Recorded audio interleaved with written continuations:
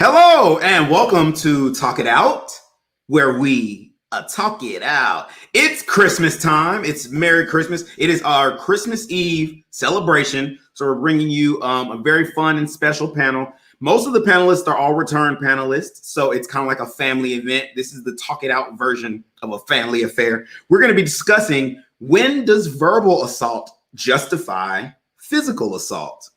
Or does it ever?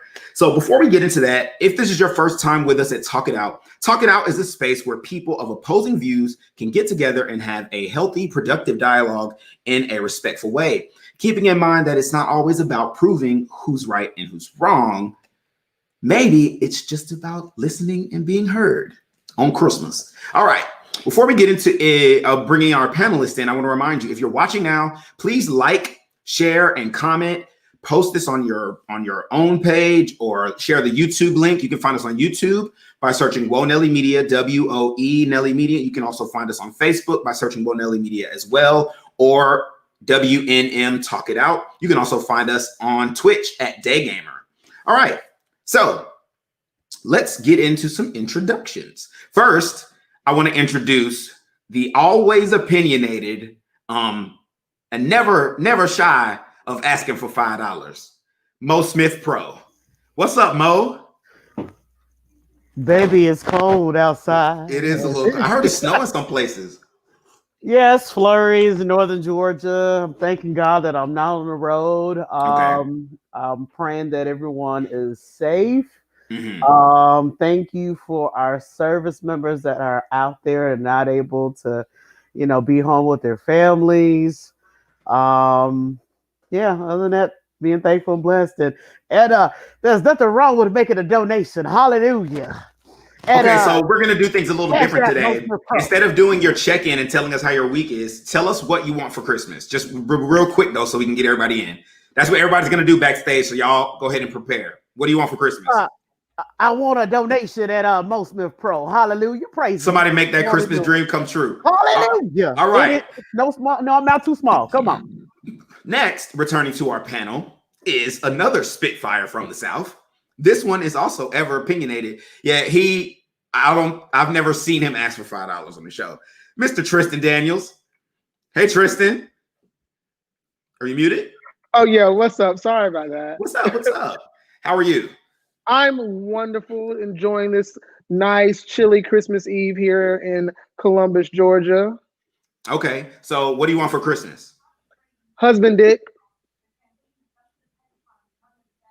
My husband, not someone else's. Are you married? I would like to be married. So you can only ask for one thing. So now you're asking for a marriage, a ring, a wedding ceremony. You're asking for too much. You get to pick one. I feel like husband dick encompasses all of that. That's not how it works. That's not how it works. That's not how it works. So you think about it, and we'll come back to you. Okay. Next, returning panelist is I want to say he's pretty opinionated. We got a lot of opinionated people here tonight. But Mr. Davila is returning to the pan. What's up, Davila? Muted. All I want for Christmas is some chicken. Some chicken? That is some fried chicken. I've been craving fried chicken since last That is the Friday. most random thing I've ever heard. Okay, you want some chicken? Look, somebody get this man some chicken, and it's got to be fried. All right. Next to the panel, I'm not even reading the freaking what are they called? The introductions today. We getting right into the business. We have a lot to talk about. Next, returning to the panel is another one of my opinionated friends. He's a little bit more laid back. You know what I'm saying? He's a little bit more guru-ish with his opinions. Let's throw it over to Mr. Danny Yoon. What's up, Danny? I don't know. I get heated sometimes, but it's great to be here Christmas Eve talking about when it's time to throw hands. All I want for Christmas right now, what I want for Christmas is for somebody, anybody, everybody out there to go ahead and slap that $5 down on the Mo's Cash app. For once, please. Let's make it happen. That's what I want. Make my Christmas dream come true. 2 birds, 1 stone. Let's not say it's like for once now. Come on now. I didn't There's no know. blessings, no blessings. You And never if he told did me it about before, he this. should do it again. Yes. You never told me about that, so I didn't Do know him how was I again. supposed Hit to him know. up. Hit him up. Hit that. Because you're not supposed to brag about your blessings. Now, not like that. No. Okay, understood. All right. Another returning panelist who is our neighbor to the north, Mr. Dondre Henry. What's up, Dondre? Howdy! Really with the Lord. mask on inside? I just got it. I'm so sorry. Okay, he was late. I was trying not to put him on Front Street, but he did it himself. So So you missed it. So you have to say what you want for Christmas. I just want some recognition. I want some faith. You get one thing, so you can get recognition or faith, but you can't have both. I'm gonna take recognition. I've been working hard. I've been working damn hard. Why are you the Christmas Gestapo right now? Because it's I'm not a Christmas Gestapo. I'm just trying to because we got a lot of stuff I want to talk about. That's why I'm trying to boom, boom, boom, boom, boom. All right. So our last finalist, our last returning finalist for this evening is close friend of mine. Me and her have this in common. We hide our ratchet well, but it's there. Okay. She's also geek extraordinaire, production manager, social media marketer, Miss Ricky Z. What's up, Ricky? Hello. All right. So what I want for Christmas is back pay on some stimulus checks. Hey. About 9 months worth. I'll take it. Hey. I think everybody can agree. The government here is well. I'm sure America can find a way. Look. And I mean, I don't want $600. I want a couple thousand. A couple thousand per month.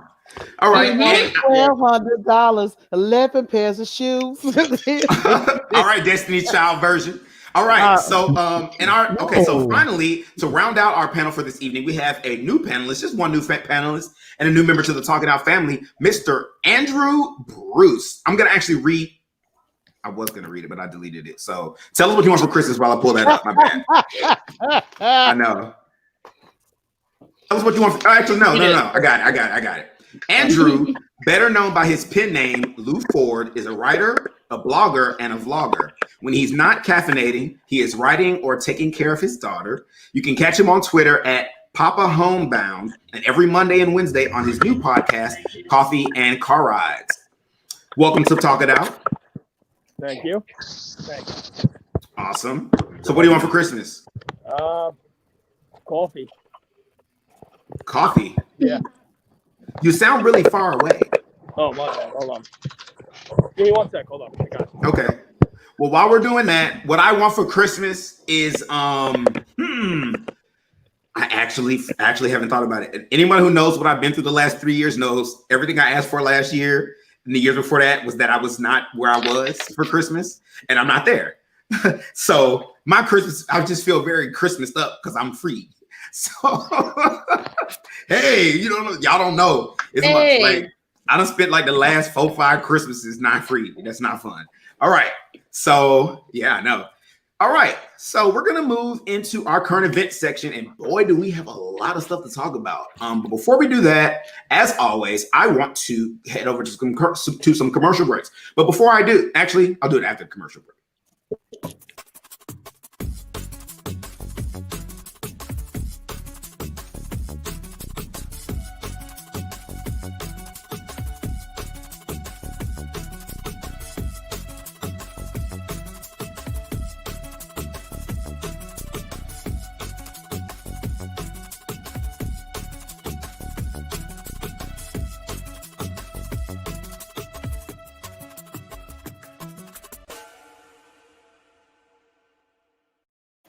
We are counting down the days to closing out the beautiful Frasier.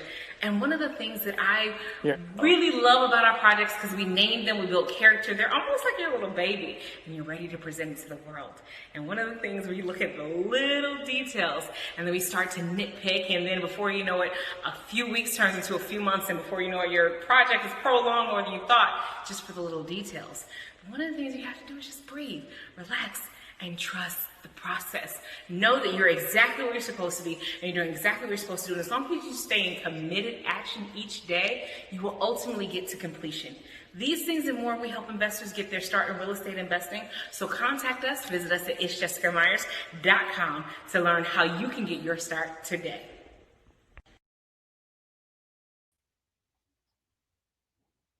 What's going on right now? Okay, so before we head into our current events, I am running I want to support Black-owned business.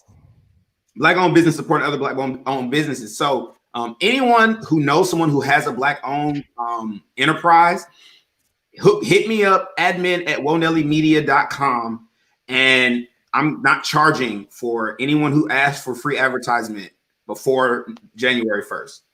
So free advertisement for Black-owned businesses before January 1st. If you know somebody, let them know. We're trying to make that happen. All right.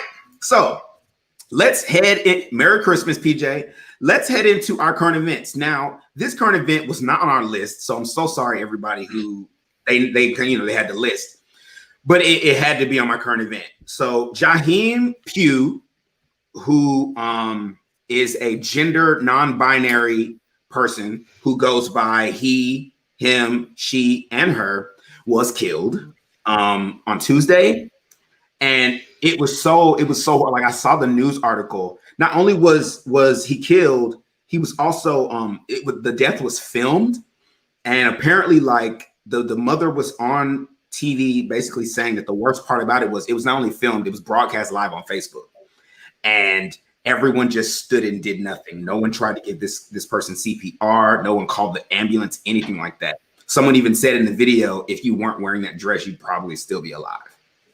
So to me, and it's Christmas, and this woman doesn't have her child. And what really got to me was the fact that every person in his family supported this person.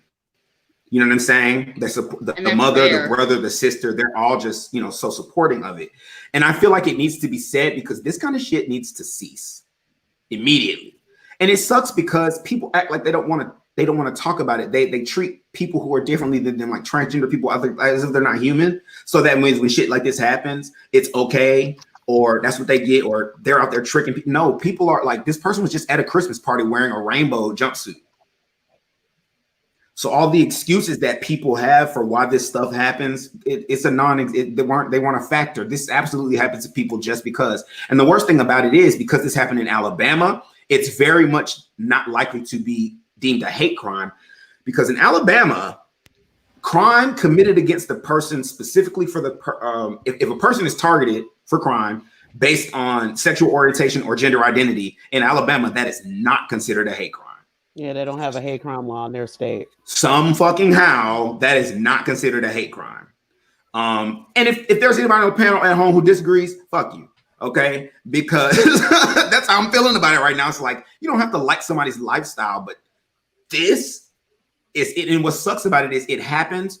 Where's the news? You know what I'm saying? Like this is one of these articles that popped up on me because I'm LGBTQ, so I'm around that stuff. But this should be on everybody's news station right now. You know what I'm saying? Everybody in the world should know about this. Who heard about this before I brought it up?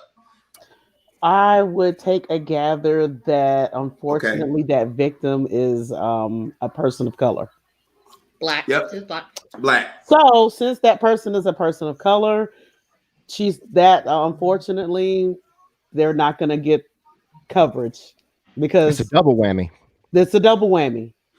Mm-hmm. And right now it's an epidemic against trans women, particularly Black trans women.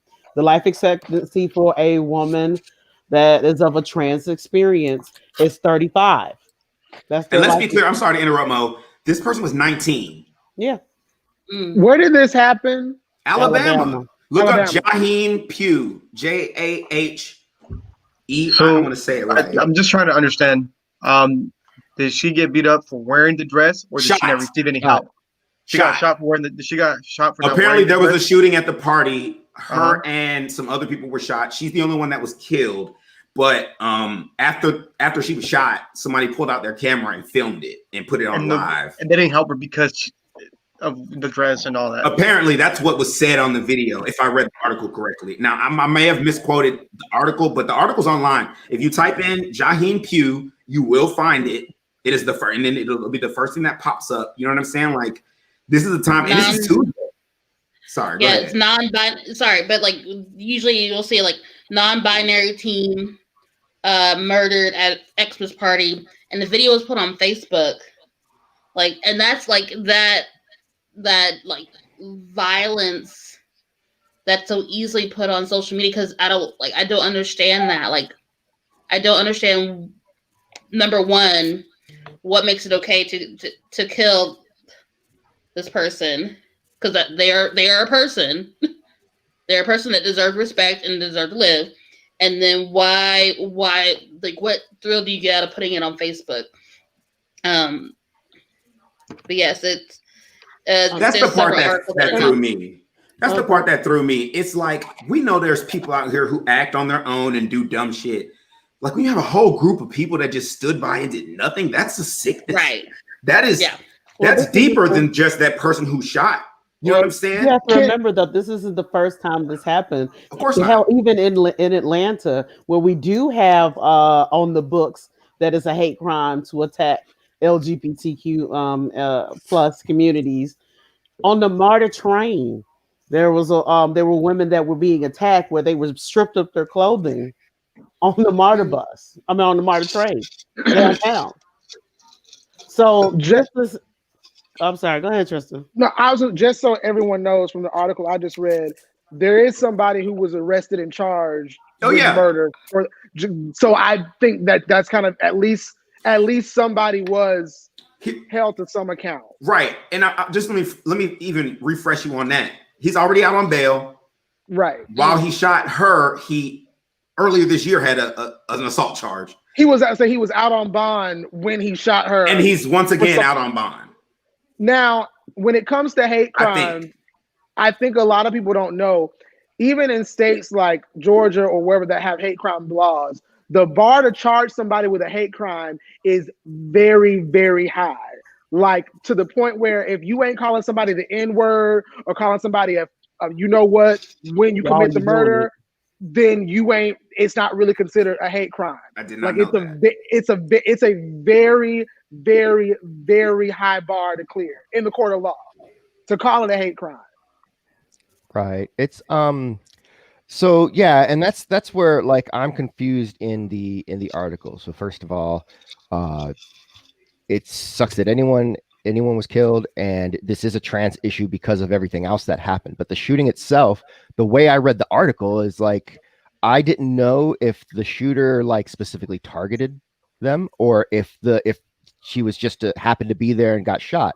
Same. And if it's the former, then it's a hate crime, whether they can prove it in court. But if it's the latter, it's not a hate crime. She was just wrong place, wrong time. Either way, that sucks. But then the part where like everyone was just kind of filming and watching, again, is that like, were they not helping because they were trans? Or that's what the article says. The article I read quoted his mother saying that when she watched the video, that someone said that during the video. Like don't help them. They're trans. I wish I could. I'll go find the article, Danny. Damn it. Do you feel like the article title do some injustice? I don't know. I agree. I'm confused, heavily confused, because I'm trying to connect the dots. Well, either way, it's like bad. I said, like, for me, the issue is this: too many trans people, specifically trans women of color, are dying without anyone seemingly caring. Right? In LA earlier this year, 3 trans women were beat up and down the street while like 8 dudes just watched and filmed. And to me, the problem that people would take, it's like, okay, of course a motherfucker wouldn't mind. I'm sorry, y'all, I'm out of my character. Of course somebody wouldn't go and they don't have no problem shooting this trans person. They know ain't nothing gonna happen to them because ain't nobody standing up. It's like, okay, you didn't have to stand up to the dude with the gun. I get it. I'm not gonna stand up to everybody fucking with a gun either, okay? But this person's dying in front of, they're not dead. So that means, you know, I mean, you done seen a movie. I mean, at least crack a rib, try. You know what I'm saying? Like, at least attempt. Everybody got a cell phone. You know what I'm saying? Like, but the first instinct was for you to live stream. But I think that's the larger call 911. But I think that also goes to the consciousness of this generation as well. Because unfortunately, Yeah, it's what will they do for clout, or what will we do for clout? Because it's not just them; it's also older people. People are really quick to pull out their phones, to document whatever happens, as opposed to being in the moment, or even being human, calling a 911 for assistance. It's just, for some reason, that I have type to of agree with common sense Moses. has left. It's kind of left our society. Not to play devil's advocate, but to play devil's advocate a little bit. Like with the situation in LA, right, where it was the 3 trans women who were like beat in public on camera for an extended period of time. I think that there is a culture problem where the first thing we do is to record something, right? But then also, how much danger do I want to put myself in? Right, because if I see if those dudes, at least from the videos I saw in LA, those guys were beating them, like they were beating them bad. And I think there's a level of where we as people don't want to put ourselves in a position of being hurt. Now, you should call 911. And I think sometimes we record to say, okay, well, if I can't jump in physically and help you, at least I can record. So that way, if they get caught, we can find the people, we can have evidence that it happened. I don't think everyone's intent is to be a spectator. So let me throw this at you, because I just posted a video. I'm gonna throw it to you, and I see you, Andrew. I just posted a video that was crazy about this dude saying the N-word and get slapped with a can of beer. I saw. Listen, but the thing about it is, iced tea, though. Whatever it was, I've never seen nothing like that. But there's the thing about it. So I get what you're saying. It is in culture when we see a conflict to pull out our cameras. You're right. Actually, my issue is more once the conflict has ceased and she was just dying. Right. That was my issue. It's just like, okay, at that point, where's your humanity? Like, it could not have been me. It could not have been me. I would have been either inconsolable, or like adrenaline would have kicked in and I would have went straight into action. You know what I'm saying? Go ahead, Andrew. No, I was just going to say, I think it's, I agree with the whole idea of, people do it not only just for the attention, people do it to film it just, to get it. It's also done because, if you can't physically jump in to stop the fight, then, do something to at least have some type of evidence. I also think that the reality is that a lot of people, when it comes to something overtly violent, it's tough. It's easy to say that I would jump in, or I would try to help, or even in the aftermath of somebody having, struggling, dying, to say that I would try to do something. It's another instance, and you don't know if you're going to actually do it until you're there. Like you can come across, you can say, if I come across a car accident and I see somebody in danger, I'm going to get out and I'm going to help them. Then when you come across a car accident where somebody is stuck in a car, you may be stuck. You may be shocked. I agree. Shock. So it's not always something that's easy to do. I've been in instances where both I've acted without even thinking and helped somebody, and I've also been in instances where it's been something bad has happened and it's kind of been like, I'm just frozen. I'm just watching as this happens, and it was not meant in any form or fashion to, inflict any harm or not show that I did not care. It was just, I had no idea what to do. In that exact moment when I was frozen, when it happened, I had not experienced it before, and so I didn't make a move. So I do think there is that reality of that until you actually know what it is like, you can't necessarily say that you're going to be the one trying to help. Same thing with seeing somebody getting beaten too, or violence happening in front of you. You can say that in a crowd, there's going to be a lot of people that are going to try to step up. That's not always the case. People who, violence happens, people get beat down, people get hurt and injured in crowds, and people will not step in because they don't know what to do. And somebody may call the police. People may call, but you'd be surprised at how little and how there will be very few people who will actually step up and say, okay, I'm going to intercede and try to prevent this violence from continuing. Or once you're down on the ground and you're bleeding to death, somebody's actually going to say, okay, I'm going to put my hand over the wound and try to stop the bleeding. Part. It's that part. Like, just aren't going to be able to do it. I just guess for me, I just couldn't imagine. And I think just the way my brain works, my immediate thought is like, what is she going through? Just lying there. Slowly dying. Yeah. And there's so many people around that could save me. I see you. No, you're Dondre, right. You're right, but go ahead, and then once you finish, and then go over to Dondre. No, go ahead. You got it.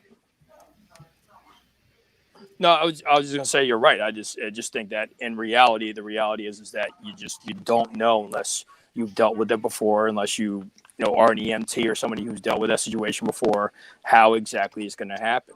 There's going to be points where anybody could jump up at any time and do something, or everyone's going to freeze, or they're going to go back and they're going to be so stuck on videotaping that they're not going to even think about doing anything else. It's just about get the evidence, get the picture, and that's it. Dondre?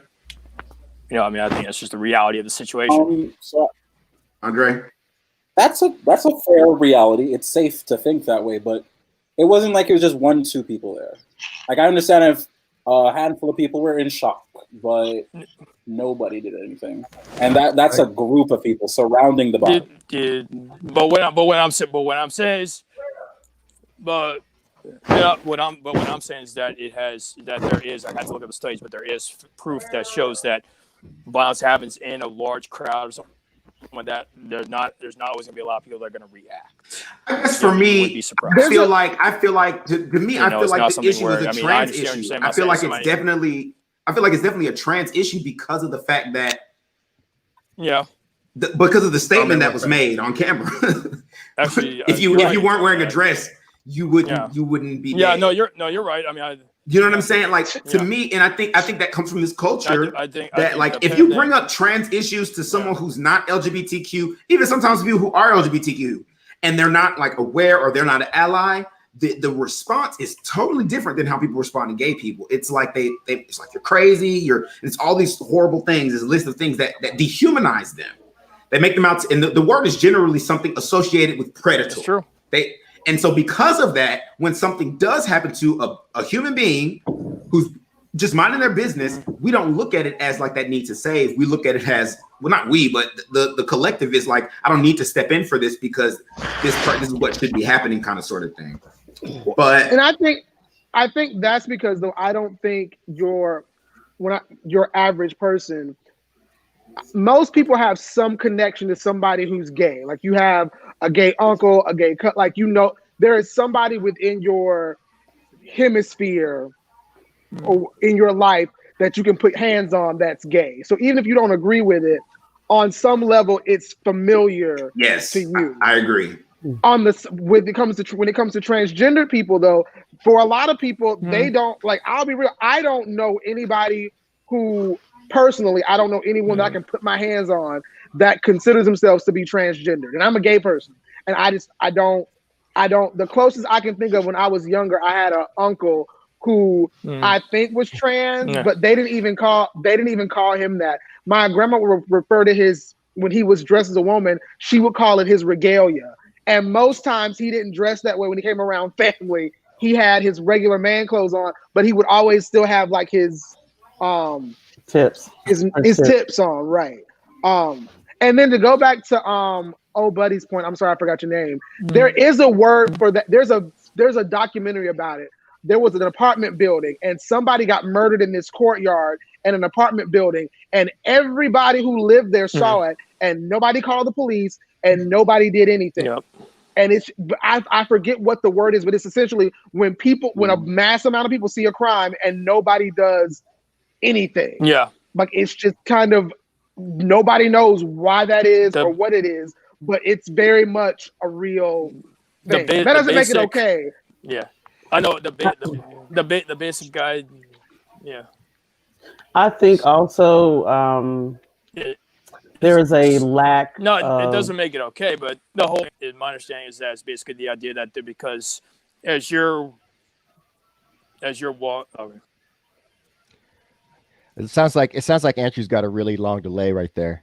Probably like that's what it is. Yeah. Let me. I'm gonna steal the mic from you for a second, okay? Because we're gonna talk about this for like a few more seconds, and then I'm gonna move on to some other stuff. So, does anyone have like that's what I was gonna ask. If anyone has like a pressing point, let me know so I can put you in the rotation. Go ahead, start mode. Okay, and then Danny. I think also what a lot of people don't talk about as well, because I think this also happened. Let's just say in the urban area, in the inner city. So there is a level of trauma that these kids that are probably being exposed to on a regular basis. So when these type of situations happen, they're acting out of prior trauma. So I think that it's so many layers within this. Oh, somebody wrote it, bystander effect. Okay, that's probably reasonable too. So you have so many different layers within the situation. I don't want to I definitely don't want to victim shame, because that's definitely the last thing I want to do, because at the end of the day, they didn't deserve to die because they decided to based on what they wanted to wear.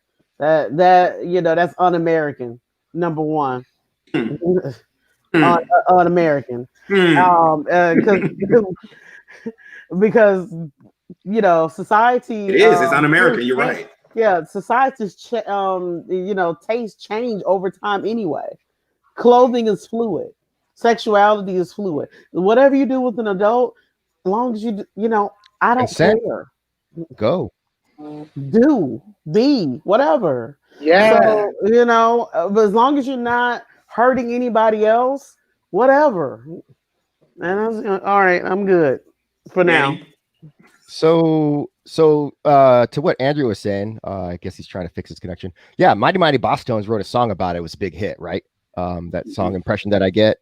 It's about like, it's literally about like, you think you're going to do the thing, but then when the time comes, are you going to do the thing? And a lot of people never get tested like that, right? So, hey, Andrew, I was talking about your point and how the Mighty Mighty Boss Tones basically had a hit song about it. Anyway, so that's kind of the one thing. The other thing is like on the point of transgender people and just people don't know. Yeah, it's insane. I have several very good friends who are transgendered, who have some who have completed sexual reassignment or gender reassignment, some who are not interested in actually doing that, but are showing. And one thing that I have to say is I'm pretty sure that I would say I would feel safe to say it's insane. Somebody got feedback. Keep talking, Danny. Yep. All right. I was just saying I would feel safe to say that every transgender person knows someone transgendered that has been killed. Like I would almost go that far, because you think about it, there's not a lot, and whenever something happens in any given city in a community, they may, I'm not saying like they're all friends, but I will say that they know that person, they know of that person. It's like 1 degree of separation from someone who's been killed. And agreed. And people don't think about that. They think, oh, 25, they think about it as like, oh, only 41 people, what's the big deal? But when that's your community and there's, everyone knows somebody, it is a big deal. And it's, it's just, it's horrible. I do agree at the end of the day that everyone needs to make a decision about what they want to do. And if like something's happening in the moment, like if I was there and there was like 8 people beating up on somebody and I was the only one who's kind of maybe could step in and help, I would probably be limited to yelling at people to stop. Like I'm not. But I mean, I think it's important to ask yourself, what would I do?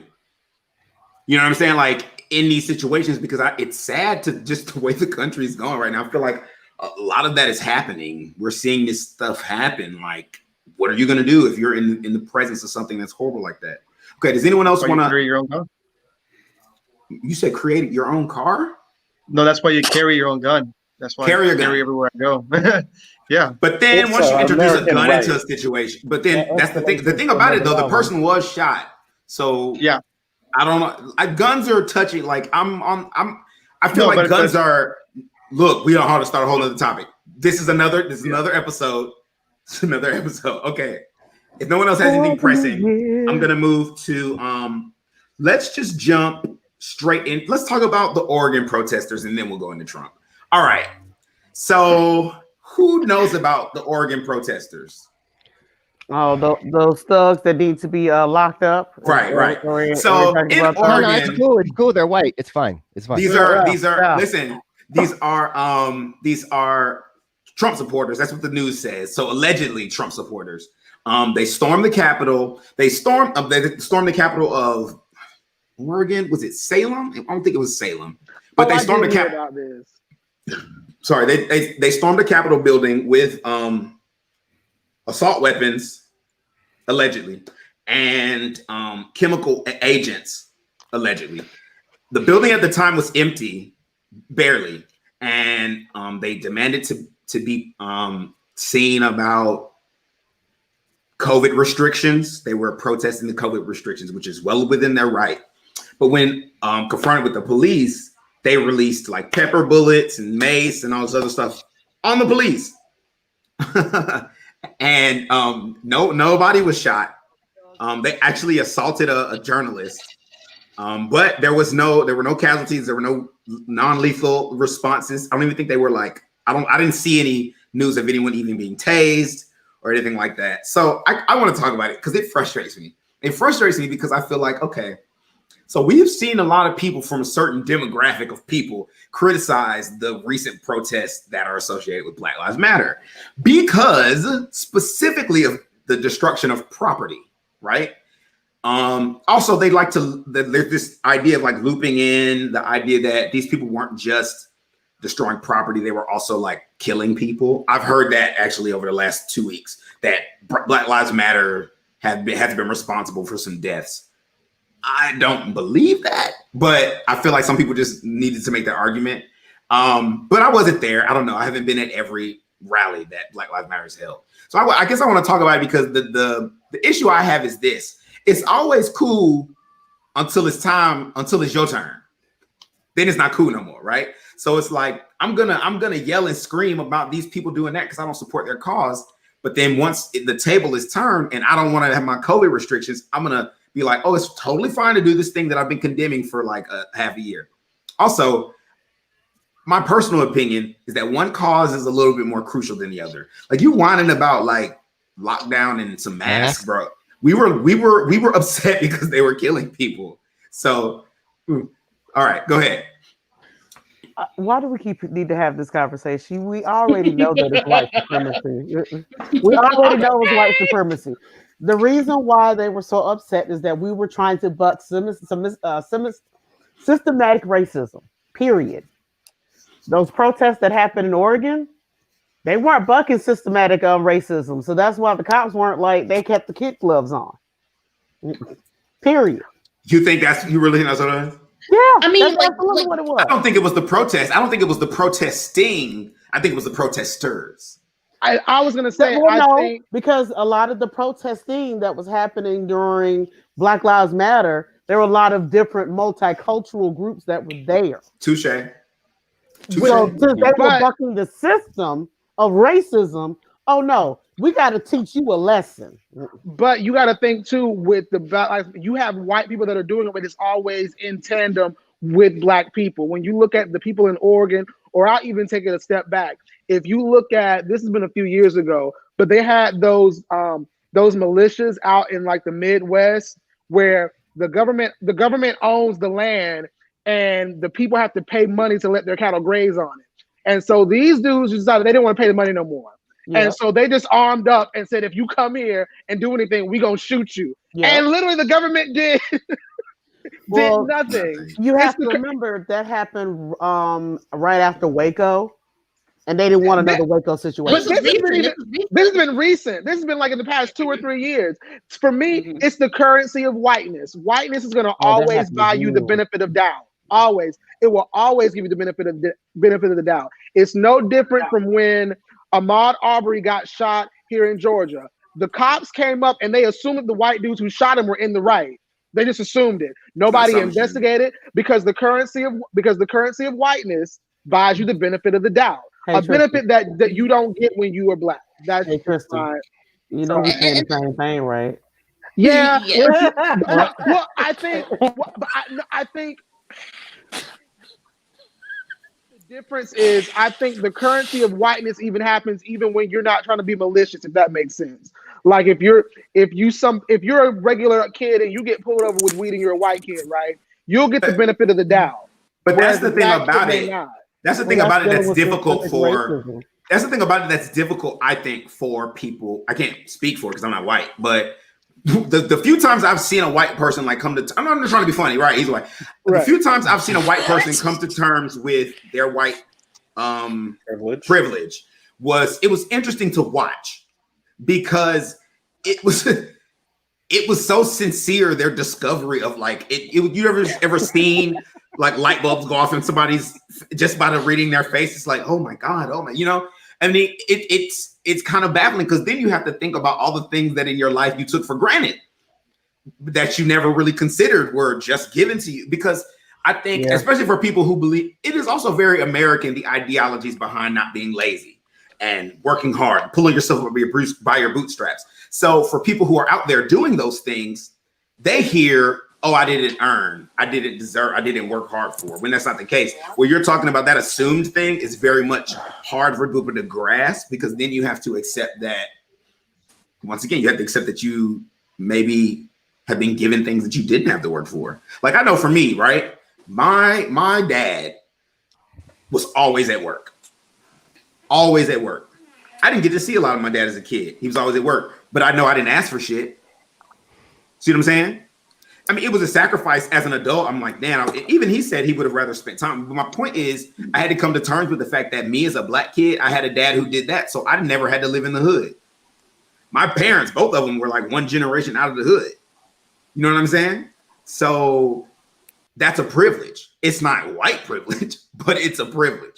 And coming to terms with that is hard for people when you have to question everything. Okay. How does anybody else feel about that? Go ahead, Ricky. The thing is, like, I'm not surprised with the protesters in Oregon, because prior to like George Floyd, we had the same protest happening, them still carrying their weapons over having to wear a mask somewhere. Michigan. And yes, no one, there's, the cops may have been there, but they were standing by, not doing a thing. Yeah. They didn't have to, they didn't have to be aggressive. They didn't come in looking for a fight. So like, I'm not surprised by that, because that's been happening like all year. And like, what gets me is that like at these protests, I see pictures of these protests and I'm like, these people are legit, like brandishing their weapons out for everyone to see on government property. And the cop is just standing there in the corner watching nothing. And you see a bunch of, I've been to some Black Lives Matter protests. I ain't see no one carrying a rifle on them, but I still see plenty of police over there walking, keeping up close. You went to a protest? Yeah, I went to Columbus. Okay. But all right. Yeah. But again, like I said, I know. Yeah. So they're trying to, whenever you're trying to break a system, you're going to hit with force from the system. Mm-hmm. These events that you have, these all lives matter, freedom now from masks type of events, they're trying to uphold their the system.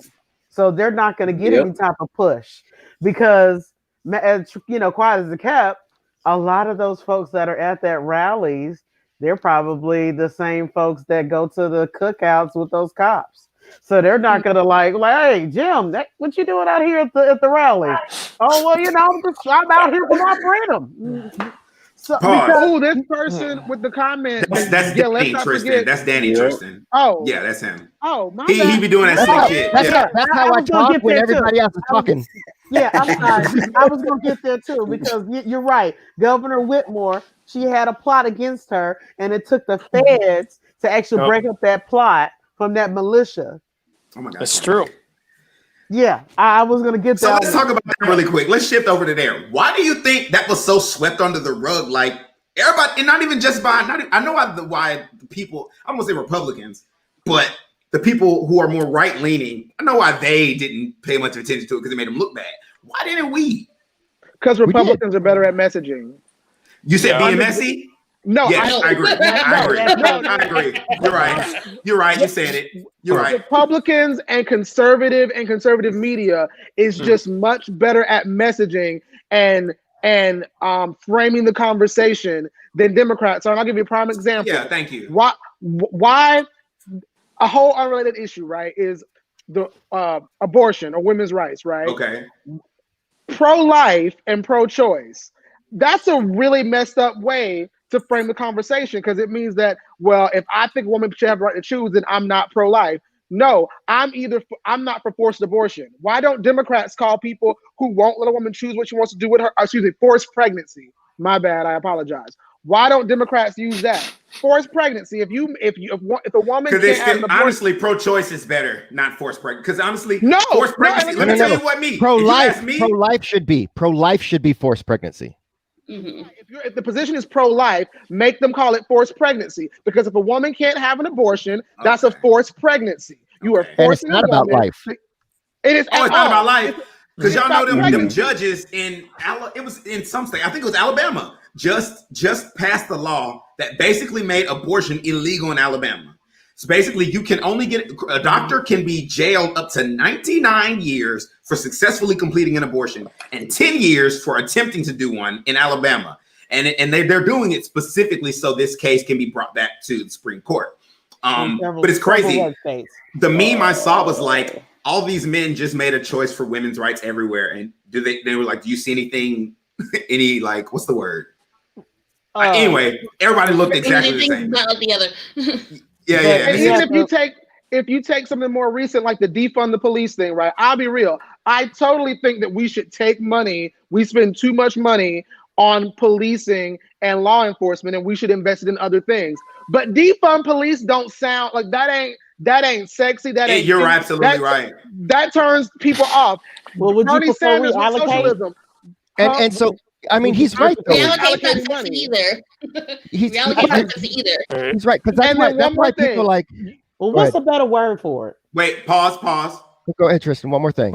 And even because this is a big, like, it's a problem with Democrats. You got Bernie Sanders with socialism. You want to make the word happen so bad. Socialism already exists in forms or another in America. That's what welfare is. That's what Social Security is. That's a form of socialism. That's public education.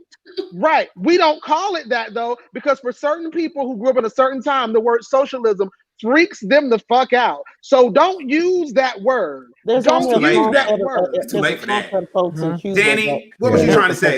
Yeah. No, I was just saying, like, he's absolutely correct. I mean, and where I was going with this is, like, when we do stuff like that, when we simplify things down or whatever, when we say defund the police, it helps people like Ben Shapiro look smart, because then they're like, defund the police. What do you? And then they take it and they make it into something else, right? They totally take it and strawman it, and they're like, "What do you get rid of the police? What are we gonna do if we don't have any police?" And then all the people that are listening to him, that's what they're taking from it, right? So we've got to, and I don't know, like, what is the answer? Because you can't, like, call it take money from the police that they don't necessarily need, because the New York City police has a bigger police budget than, like, they're like number 56 in, like, the size of countries, right? Yeah.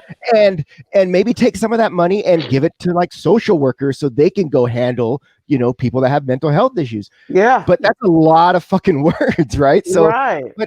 But marketing people, that's what they fucking do. That's how they got everybody on fucking sugary drinks and, all that shit. They could probably figure out a way to do that. I'm just saying. So why is it so hard for Democrats we're not paying for frame that. what they're trying to say? Did you just put, wait, pause. Why would you do that? Why would you do that? He said, I don't have no money. Drinks. I don't have no money, and you're just going to put a label big as hell on my show. I couldn't tell if I get a notice from somebody, hey, I'm telling. If I get a notice, I'm telling you're gonna have people at your front door. I'm giving you the name, the address, the phone number, the email, the Facebook. I'm telling you, ain't gonna get me sued. Go ahead. This is not sponsored by the Coca-Cola Company, just so we're clear. But and then he said the name. The outlier of defund the police, that actually came from activists. That didn't come from the Democratic Party. But here's my thing, though. Here's my thing. This is the real problem with the Democratic Party. Let's be clear when it comes to propaganda. What we can't do. This is a callback to the bro code episode. Was anybody here on the episode? No. Okay, so my number one rule of bro code is yeah, you're always there. My number one rule of bro code is this: you will not correct me in public. You will not correct me in public. You will absolutely hold me accountable 120% of the time, but you will not do that shit while we got company. Period. The Democrats, they do that shit in front of company. Any and every chance they get. Look, y'all know good and well. Look, y'all know y'all got each other's email, phone number, BlackBerry, iPhone. Y'all could definitely be having some of them conversations in the background. Instead, like, I love AOC, but I don't like her at the same time. I got you. I'm coming. I see y'all. I like AOC because I feel like, yeah, somebody need to be saying what she's saying, but I'm like, but you don't need to be saying it on TV. You don't need to be tweeting it. You don't need to be saying it. What you need to do is kiki with these motherfuckers while you playing golf or something like that. But not everybody don't need to know everybody's business. You know what I'm saying? Go ahead, Andrew. And he froze. So wait, don't stop. Don't let him get a chance. Come on. You know, they had tech issues all day. Hold on. Go ahead, Andrew. Damn. This lag is hilarious. I mean, if you're asking me, because you mentioned it about the whole idea about the problem with Democratic parties. The problem with the Democratic Party is that we can't stick together. The Republicans are able to stay more together and are more kind of like organized, and they're almost like you say like a prison gang. Democratic Party, we can't do that. Let me ask y'all a question. Let me answer a question. Wait. I'm the mod. Let me do it. Organization behind it. What? So let me ask you this question. Wait. Oh God, this lag is killing me. So here's the question. Everybody pause. I'm going to ask the question now. All right, great. So with what he said about the Democratic Party doesn't stick together, I'm a firm believer in the only way to get better is to sharpen each other. You have to keep each other. You can't just let everything slide. The Republican Party, in my opinion, lets everything slide. And that's why they look a mess right now. How your leader, who y'all been rallying about for the last 4 years, asked for $2,000. Now y'all won't, because now he's out of office. Like, y'all look a mess. You look a mess. But Democrats, at least we're trying to be better. We don't agree. But I will say this, when it's time to agree, we agree, because we definitely got Trump's ass out of office. Okay. But go ahead, Dondre. You didn't? No. Dondre, go ahead. And then Mo. So I think you have to remember what democracy is. Like, if you bring the idea of having like, let's say various ideas, or let's say a position, like just like when you are electing somebody, it still goes in the idea that you're going to have these several points and everybody's going for what they think is right. So you're going to have dissonance in between. I see you. So like, you go into one option, let's say, and then all the other people with all the other ideas or opinions get left behind in those instances. So I'm saying the same thing happens with the Democratic Party. Mo? Okay. I see you, Rakia. The reason why the GOP sticks together is because everybody's on the same agenda. They're to adhere to the lobbyist corporations that have been pillaging our country for the past 40 years. The reason why you've been seeing a lot of these public skirmishes with the Democratic Party is because you got a set of Justice Democrats where they haven't been taking any corporate money. No corporate donations. So they're actually been rallying against the established central Democrats where they've been taking corporate money, which is basically going against the agenda of the average American citizen. So that's why you've been seeing these public skirmishes. So if you want to talk about Nancy Pelosi and Schumer, making fun of Trump, not really, when they had a $908 billion deal that they just signed for, where basically Trump had offered them $1.8 billion 5 months ago that they could have signed. But they didn't do it because they were trying to get Trump out of office and screwing the American people over. So, well, Andrew was next, but he bounced. We'll bring him back when he's got issues. So, Rakia, you had your hand up. Yeah, my thing is like we've said, the conservatives are able to have the same agenda. The thing is that there's so many different factions in the Democratic Party, and there's so many different issues that fall under that liberal umbrella that we can't even agree on things. Like, yes, gay rights. Some people might agree with certain things. Some people don't agree with the entire thing. And, you know, we can't get far on that. We can't get far enough on civil rights issues. We can't get far because we still have people that are considered liberal but don't necessarily fall in line with these other issues that we are also having to combat, like things with LGBTQ and racial justice and all this other stuff. Either because they are privileged, because yes, there are plenty of white Democrats that are just as privileged as your white conservatives they're like a hop, skip, and leap from each other as far as ideology, honestly, and as far as social issues are concerned. And we are not going to be able to get far on that because of there's no one's on the same page on those things. Somebody earlier posted a comment that popped up, and I want to address it because I think it was a good point. Republicans are willing to outright lie about shit. Like, let's just tell the truth. That was Danny too, Tristan. Oh, that was that. My bad. I'm sorry. I don't remember who. I just saw it in the thing, but Danny said, "I'm gonna get my motherfucking comments in. You better believe your ass." True.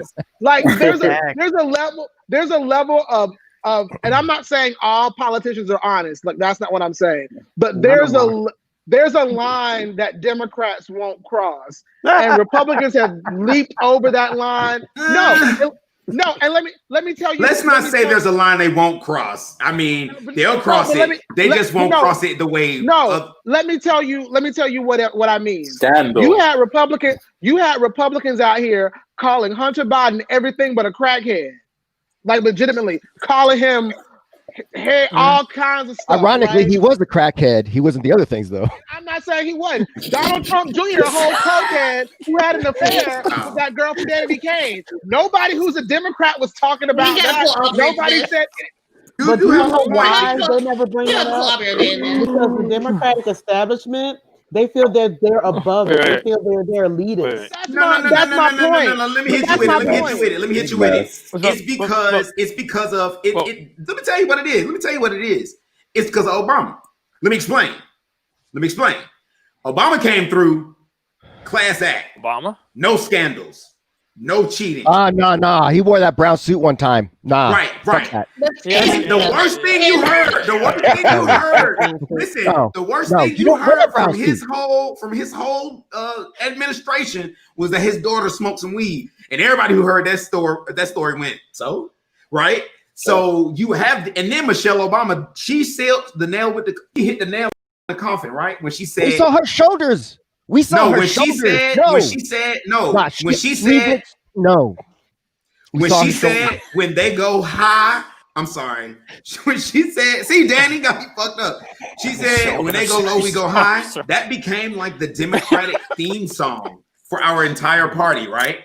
But the truth is, I wish I could run for president and do what Trump did. I'll just be that person who I don't really think I'm gonna win, so I'm gonna just be reckless and fuck up every other Republican's whole little thing. That's what Trump did, basically. He just came through being as reckless as he could possibly Democrats be. Need to do. I think somebody should.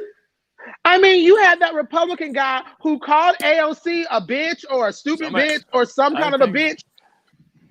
Congress. Ain't nobody who's a Democrat calling nobody a Republican in Congress a bitch or this or that. I won't do it to a woman, but I will. Who could be everybody will be a bitch every day in my tweets. Shit. I can't see a Democrat being that uncool. I feel like we need somebody. I've had that feeling as well, but I can't see. Wait. Too many at once. Yeah. All right. So that literally was everybody except Jose. Let's go. Dondre, Andrew, Rakia, and then we'll figure it out from there. So start with Dondre. But you know what? There's many ways to play the spectrum, especially on social media, because I'm sure anybody in the Democratic Party could spin something into some passive-aggressive humor. Like, imagine somebody in the party posting up things like Dionne Warwick. But she's sweet. Yeah. Her stuff is sweet. Are you kidding me? The stuff I see from her was like really sweet. She's been throwing shade. She's been throwing shade. She's anti-shade. Anti-shade all the way. She throws shade, but she's cute about it. Politicians don't throw shade. That's the difference. Politicians just punch. They don't throw shade. A good shade is a good because you don't get it. You know what I'm saying? Like politicians just straight up smack each other with it, especially since Trump been in office. They really just go for it. Right. Our president does. They just go for it. And what sucks about it is this. This is what I hate about it. Let me be honest.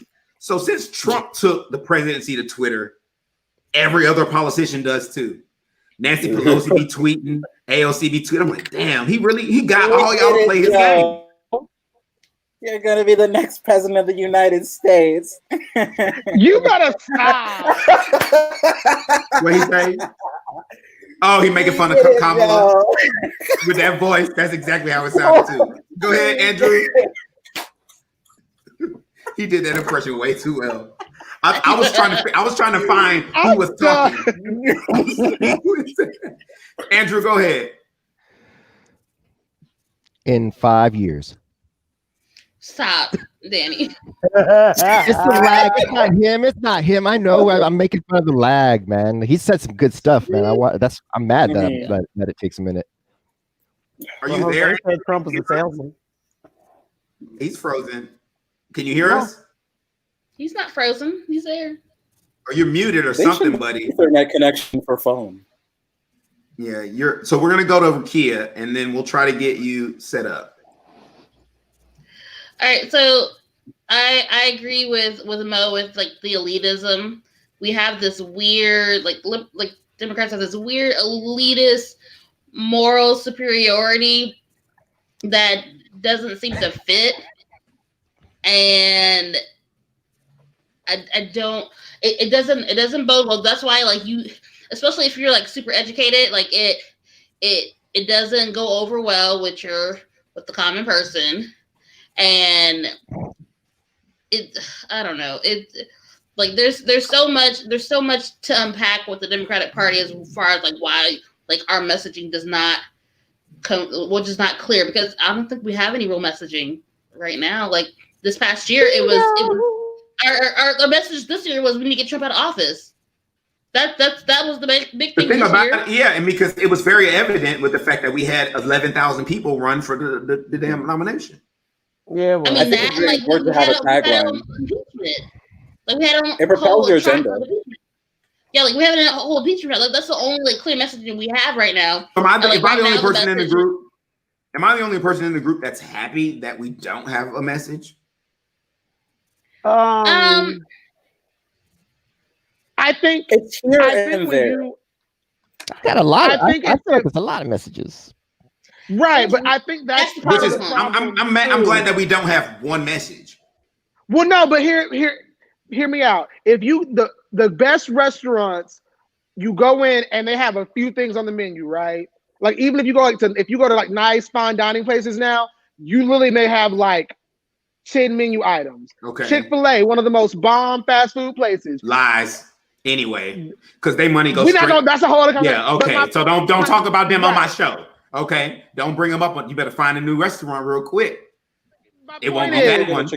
My point is, I will mute the chicken. You're the only one still talking about chicken sandwich, Duryea. Stop. Let him talk. When you have about a chicken sandwich. When you have you still said it again. You said it. You said chicken sandwich, so I said chicken sandwich. But I'm not. It's Tristan's talking. Come on. All right, Tristan, go ahead. I can do this all night. But you know, when you have too many competing ideas or too many things, it's hard for people to focus or understand what the gist is. Like if you go to Hardee's, right? Hardee's got like everything on the menu. They got chicken, they got burgers, they got tacos, they got seafood. But don't nobody ever want to go to Hardee's. I think people fare better when the vision is streamlined and you can understand it. Obama, for example, it was change. That was the message. The message was change. The message was this shit ain't working. We gonna do change. We gonna yes. No. So let me they didn't pay for that spot. Let me ask you a question, Tristan. Because here's my rebuttal, Tristan. My rebuttal to this is this. what restaurants you be going to where you don't want options? Because no, ma'am, no, sir. Okay. Because to me, wait. Because to me, one of the best restaurants out there has a 200-item menu. The Cheesecake Factory. Yeah, that's definitely not fine dining. That's not good. You get. It doesn't matter if you don't like it. I said to me, the fact that you got over. Can I speak? The fact that you got over 10,000 cheesecakes, I can just go for dessert. To me, that brings me back to a restaurant, knowing, oh my God, because if I only know like, oh, I'm gonna go here and eat that one thing, I'm not gonna go back there all the time. Just give me that one freaking meal, unless I want that one thing, and I'm only going there for that one thing. But it'll make me a loyal customer to the actual brand, to the restaurant, if I know I can go in there, order anything, and I'm gonna be happy. So to me, I also like this is another reason why I like variety when it comes to groups and dynamics. You need perspective in order to paint a full picture. You can't paint a picture when everybody's looking at the same side. That's where you get the earth is flat kind of mentalities, until where you have people I was like, actually, no, here's it's the problem with that. Here's the problem. God, leave, man. I just can't eat. When you go to the Cheesecake Factory, you know there's cheesecake. But what is the message? What's the clear message to the Democrats? That's exactly it has to be clear. Okay. So that didn't make no sense. He said y'all just saying, y'all acting like y'all agree with him, and y'all don't know what the hell he just said. I know what he said. I know what he said. In the comments. But and furthermore, I was supposed to go anyway before Tristan brought this up to begin with. Actually, can I pop? It was supposed to be Don, right? No, I said Dondre, Rakia, and Andrew, or did I say Andrew, Rakia, Dondre? No, you said Dondre, Rakia, and then me. No, it was Andrew, because we went to Andrew. It was Dondre, Andrew, Rakia, but then Andrew wasn't here, so we went to Rakia, and I didn't actually say nobody else. So whatever. I'll tell you what. Can I answer this question right here? So like, ain't the all right, so Lance Johnson just asked, ain't the message humanity and equality? Sure, if everyone actually agreed on humanity and equality, and yes, that is not the case. Even in the Democratic Party, everyone does not officially agree on, everyone that participates has humanity and deserves equality. So that is the issue here. Because regardless of how you feel about what am I gonna say? But either way, you still have like I'm saying, you still have people of privilege. You still have I'm sorry, I married a moderate Democrat, the ones that Martin Luther King warned you about in the letter to Birmingham. I'm sorry, no shade. All tea, no shade. Shit. Look, that was shade. Whatever. But let's that's legit. Like the ones that talk about how we can't shake the table because people are gonna get uncomfortable. That's the problem. There's so much change that needs to happen that require us to shake the table and folks to get uncomfortable. And because the things that make us shake the table require you to understand that this person right here has dealt with a different experience with you.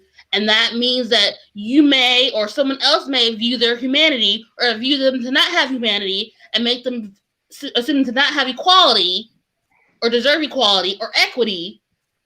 We have that issue because we do not all agree on it. That's the thing. I'm only cutting you off because of time. So we're gonna move on. So sorry, everyone. I love you all very much, but we need to get to this main topic, which is really what I'm excited about. Okay. Besides that, I did want to have some honorable mentions for we were gonna argue because Tristan had the nerve to text me last night talking about Ariana Grande is the queen of pop. We're not gonna even get into that discussion. Oh my God. So we were gonna have that discussion. You? But yeah, it was Tristan. And so we'll talk. I stand a queen. Let me get out of the short version. The only reason she's queen of pop is because she has access to things that people of color don't have access to, which pop being a black form of music that was taken over by white people. He was like, no, that's not it. And I was like, absolutely, because if you ask the queen of pop, Beyonce is the queen of pop. What he not addressing is I made a very specific distinction that I was comparing. You made that later. What did you say when I said Beyonce was Queen of Pop? He said she's retired, basically. Well, no. Anyway, we'll talk about it later. I wanted to say my little 2 cents and then leave. Okay. Okay. So we're gonna come back and we're gonna talk about when and if ever verbal assault warrants physical assault. And I'm so excited about this. Before we do that, let's go for a short ad break. How long have you all been married? How long have we been married? When this video posts, what can wash away? Anyway, pretty much 7 years, pretty much. Nothing but the blood. Here she goes again from the last video. Trying to get me to smell something. Who can make? Sing, babe. Behold, I can. Nothing but the blood of Jesus. Hey, Lord. Hey, everybody. My name's Chris. I'm Duryea. I'm Ricky Z. Justin. And Julian. Have you heard about Anchor.fm? It's the easiest way to make a podcast. First off, it's free.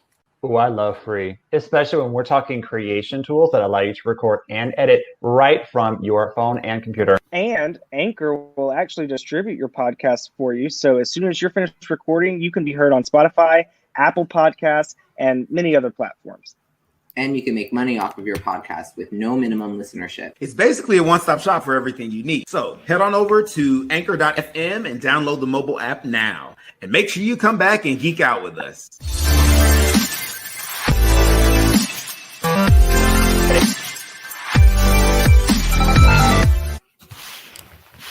That was the Mompreneur plug. Entrepreneur. She owns Center Stage Education. I'm probably saying that wrong, but it's an excellent education tool. I'm sorry, I'm bad.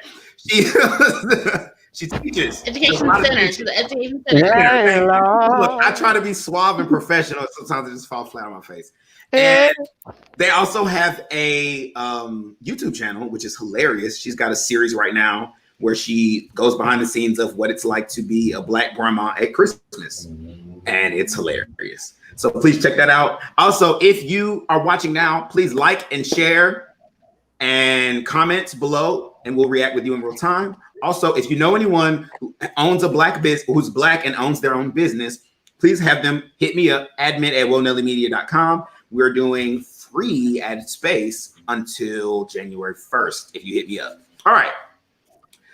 So today's topic, we were originally going to talk about sexism in America, and it was going to be basically about the issues surrounding gender inequality, but I couldn't get enough women on the panel. And I didn't think I thought that would be kind of tone deaf for us to have that conversation without more women.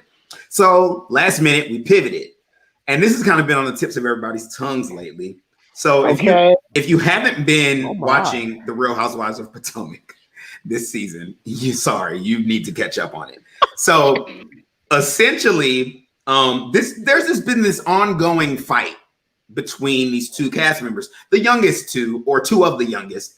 Last year, we talked about it on the show before. It's Monique Samuels and Candace Dillard Bassett, not Bassett, Bassett, right? Bassett Hound. Oops. Don't do that. Don't shade. Okay, so essentially, these are both very beautiful women. They're both very they're very beautiful and they're very.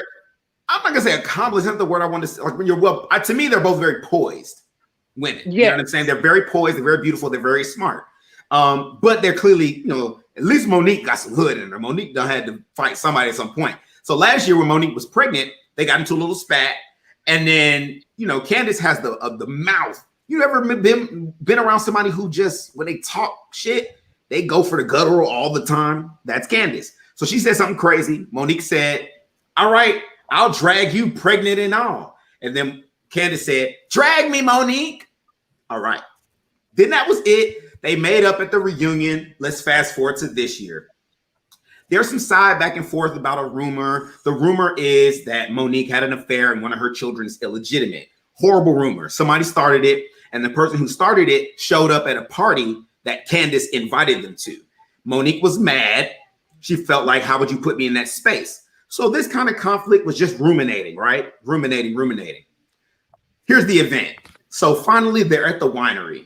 I have to set up the story. They're at the winery, and Monique is asked, how are you and Candace?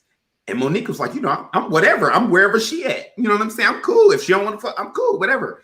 Candace, with her mouth of the South, literally starts spitting in circles, talking like this, all this stuff like that. Monique is basically just standing there. She's like, fine, that's fine. You can do that. That's what.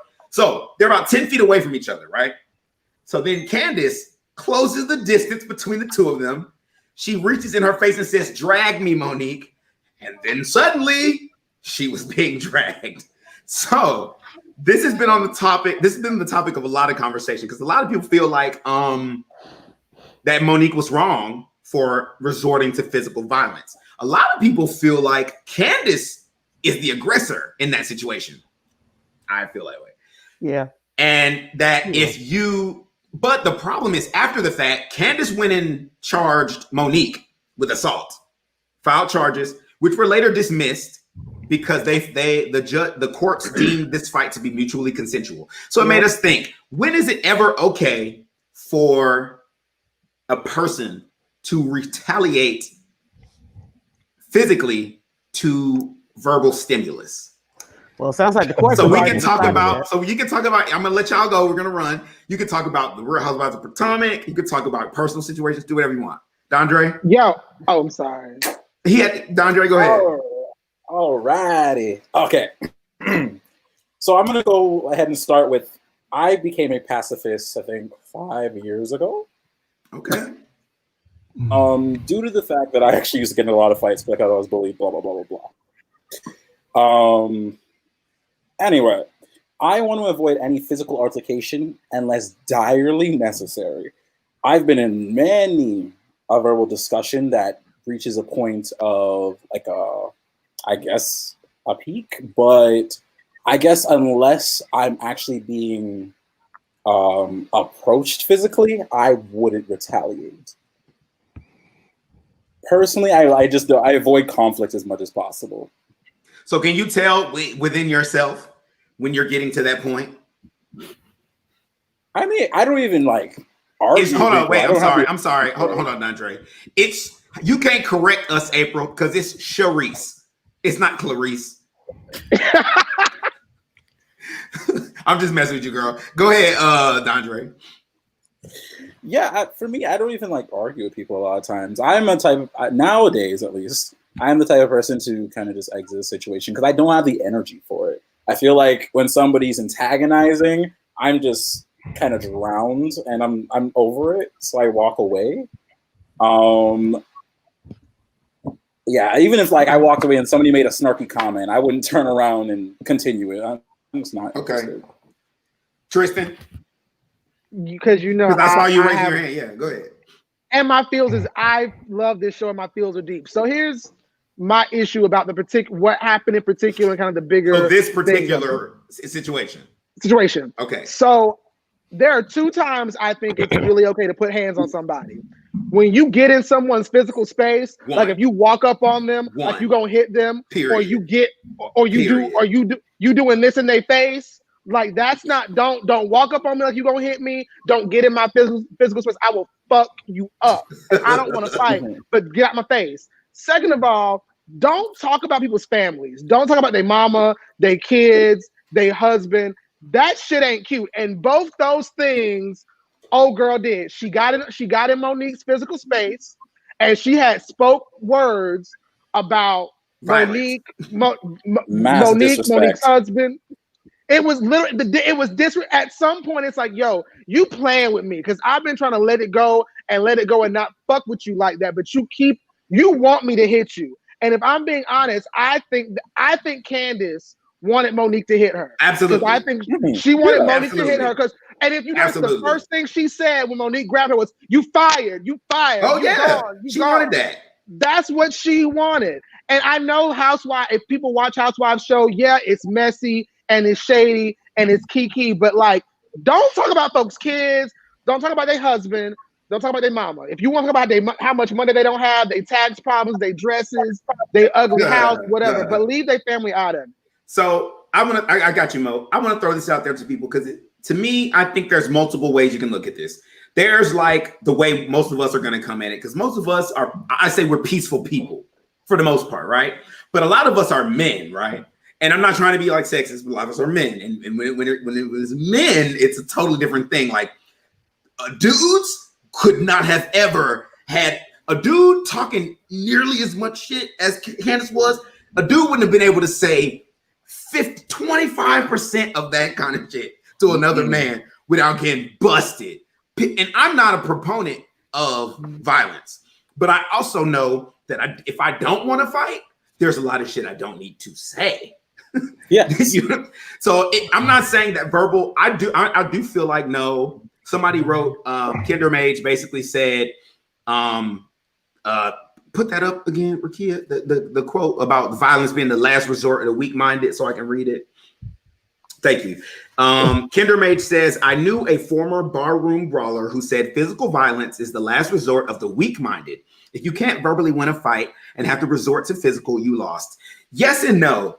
If you're having a war of wits, ooh, my voice, I just went through puberty. Y'all heard that? I know. If you're having a war of wits, that was better. That was wits. Mariah up in this place. Right. It's Christmas. It's her fault. It's Christmas. If you're having a war of wits, yes. Because I've seen people who just can't make the argument and they want to yeah, that's whack. This was not a war of wits. This was so much more, and it makes you really question. This was antagonizing. Usually I would have been on Candace's side. Usually I would have been like, oh, you wrong for that, but to me though, especially in that atmosphere, because it's like those girls get paid, those women get paid very well to do those shows. And the best way they can get back at each other is getting them kicked off the show. And so, granted, this show, there's been many shows on that channel that have led to physical altercations. Even New Jersey, which is not a lot of those shows have led to physical altercations. My thing is this though, like if you don't want to fight somebody, don't say stuff that people might fight you for. And then afterward, this is where I really didn't like. She called her a hood rat afterward. Okay. She was like, you're all ghetto. She called her ghetto trash hood rat bitch. When she said that to me, and then I was like, Candace, it's a lot of places you can't go no more. A lot of places you can't go because they'll fuck you up on sight. Because what you're saying is essentially that you're better than people who don't have money. We all caught that. We caught that shade too. And that didn't win you any fans, boo. Go ahead, Monique. I'm not Monique, Mo. Go wow. You got fire tonight. You gotta spend $5 over to a cash app right now.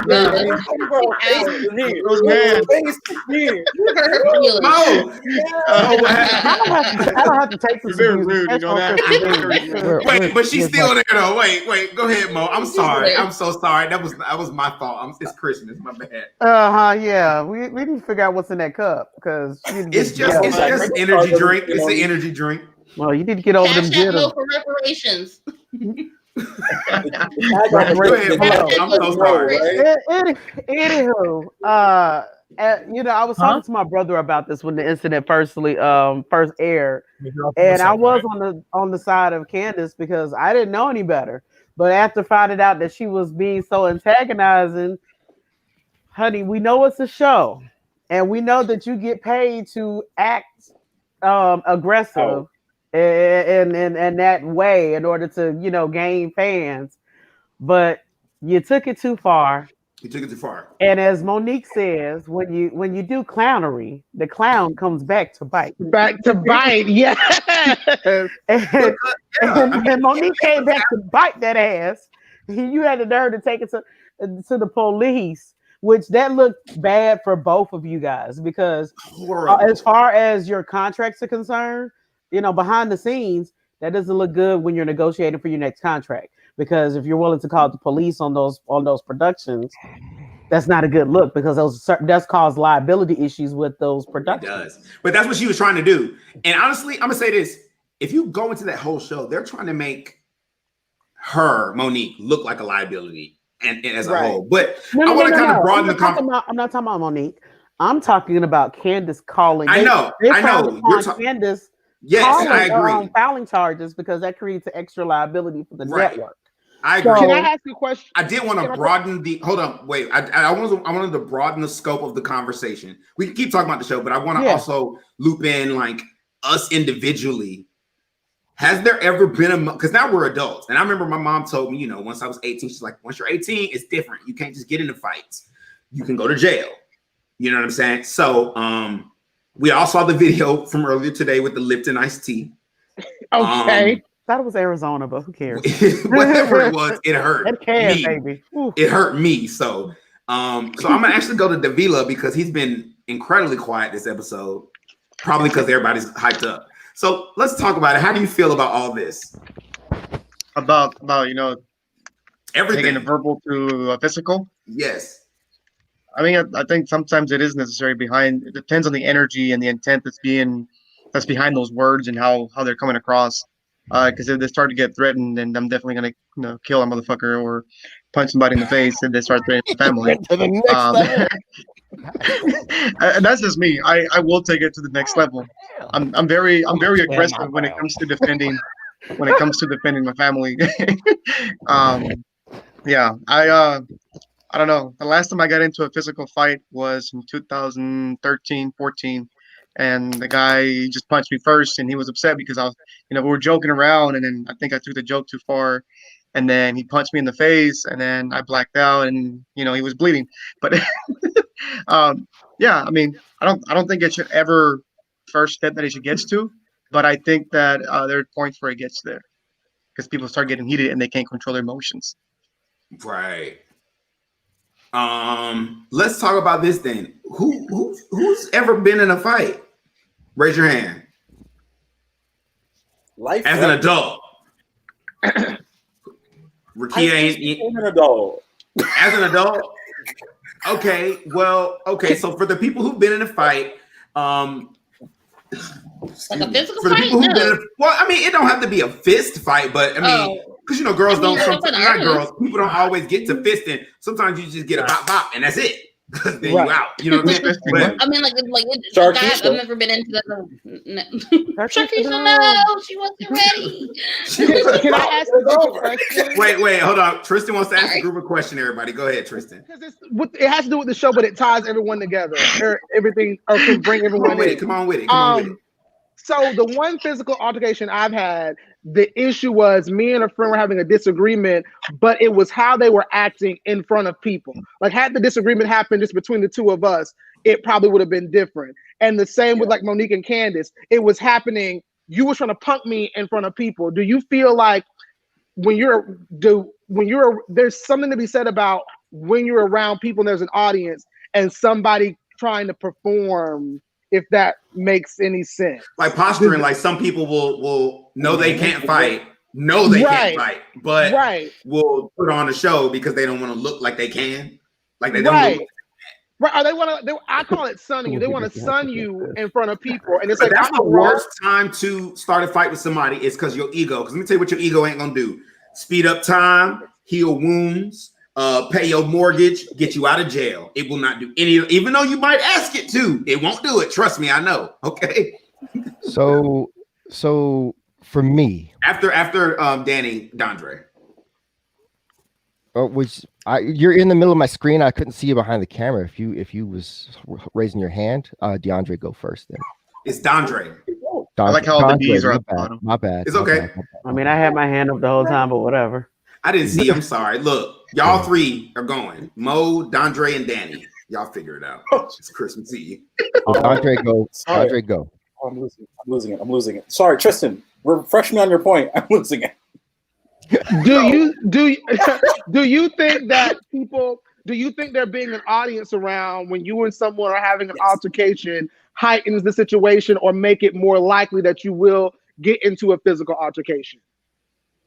Yeah, so some of my time, my first year in college. I actually studied sociology and psychology, and those situations when you have a crowd or an audience, it creates this performative sense in you to either, like, not always, but it's bringing something out of you to fill the scenario.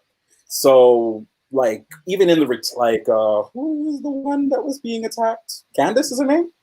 It depends on perspective. Ask it differently. Because if you ask me, Monique was being attacked, and Candace just lost that fight.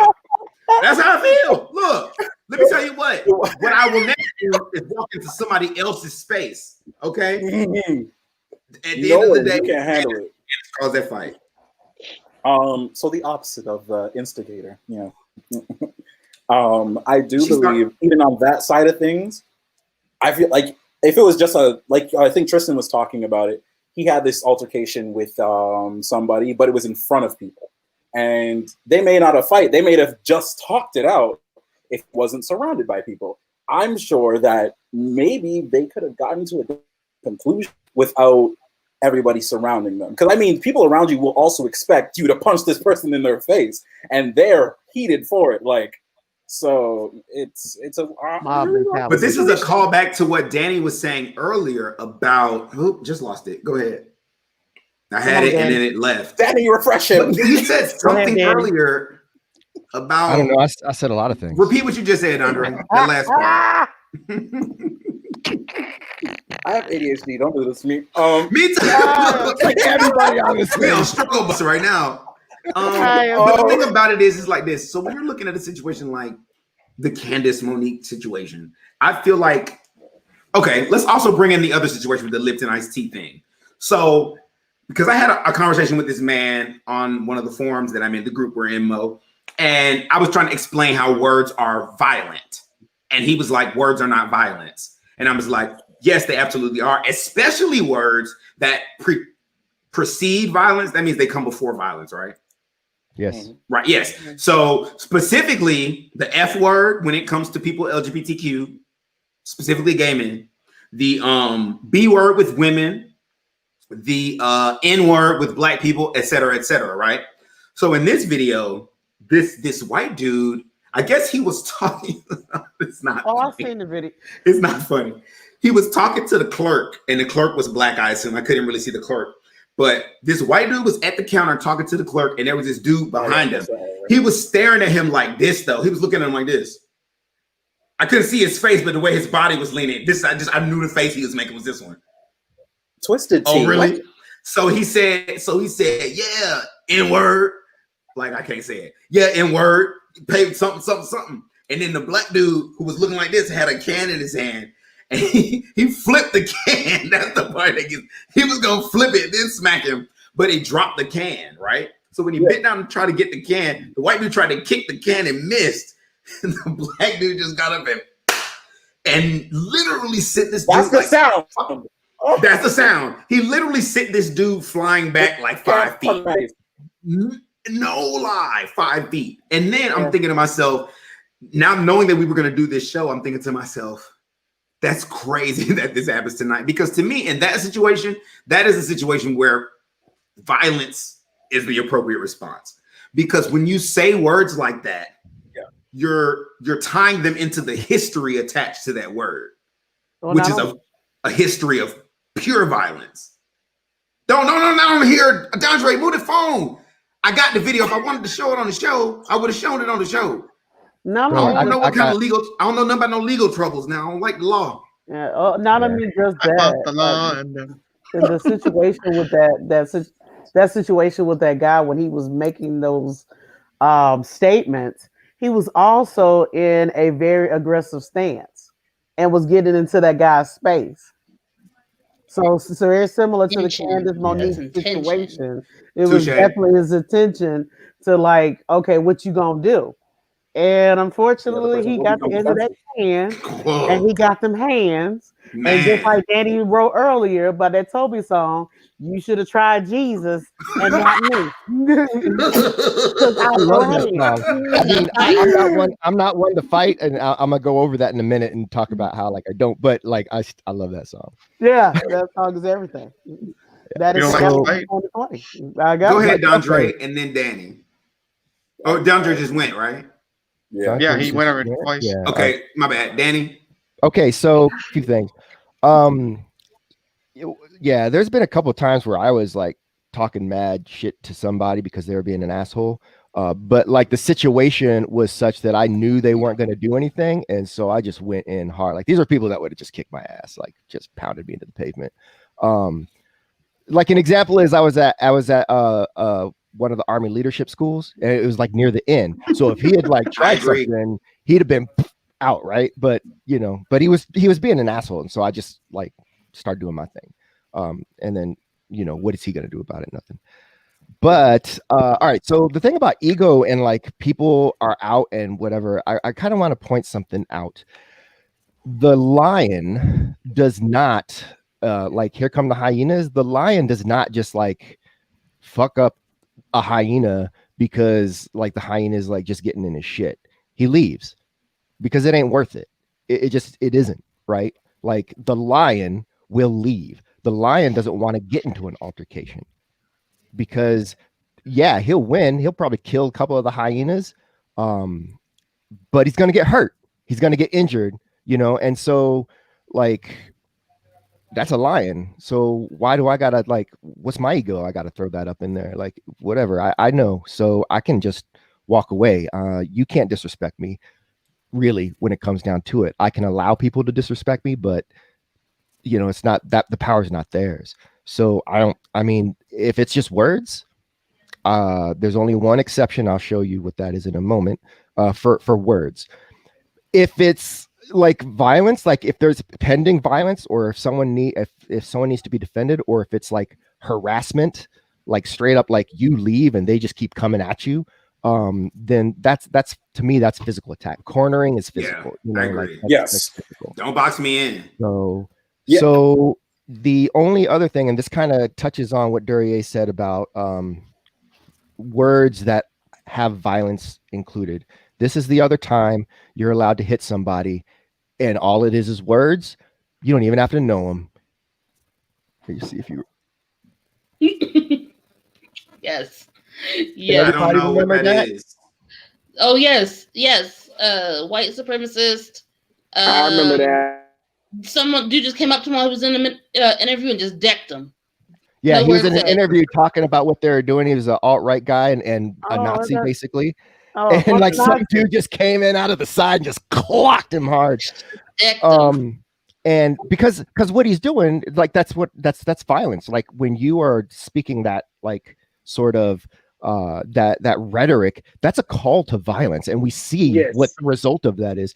And then a lot of people said that, hey, what does that do? What does that do? What does that do? Well, I'll tell you what it does.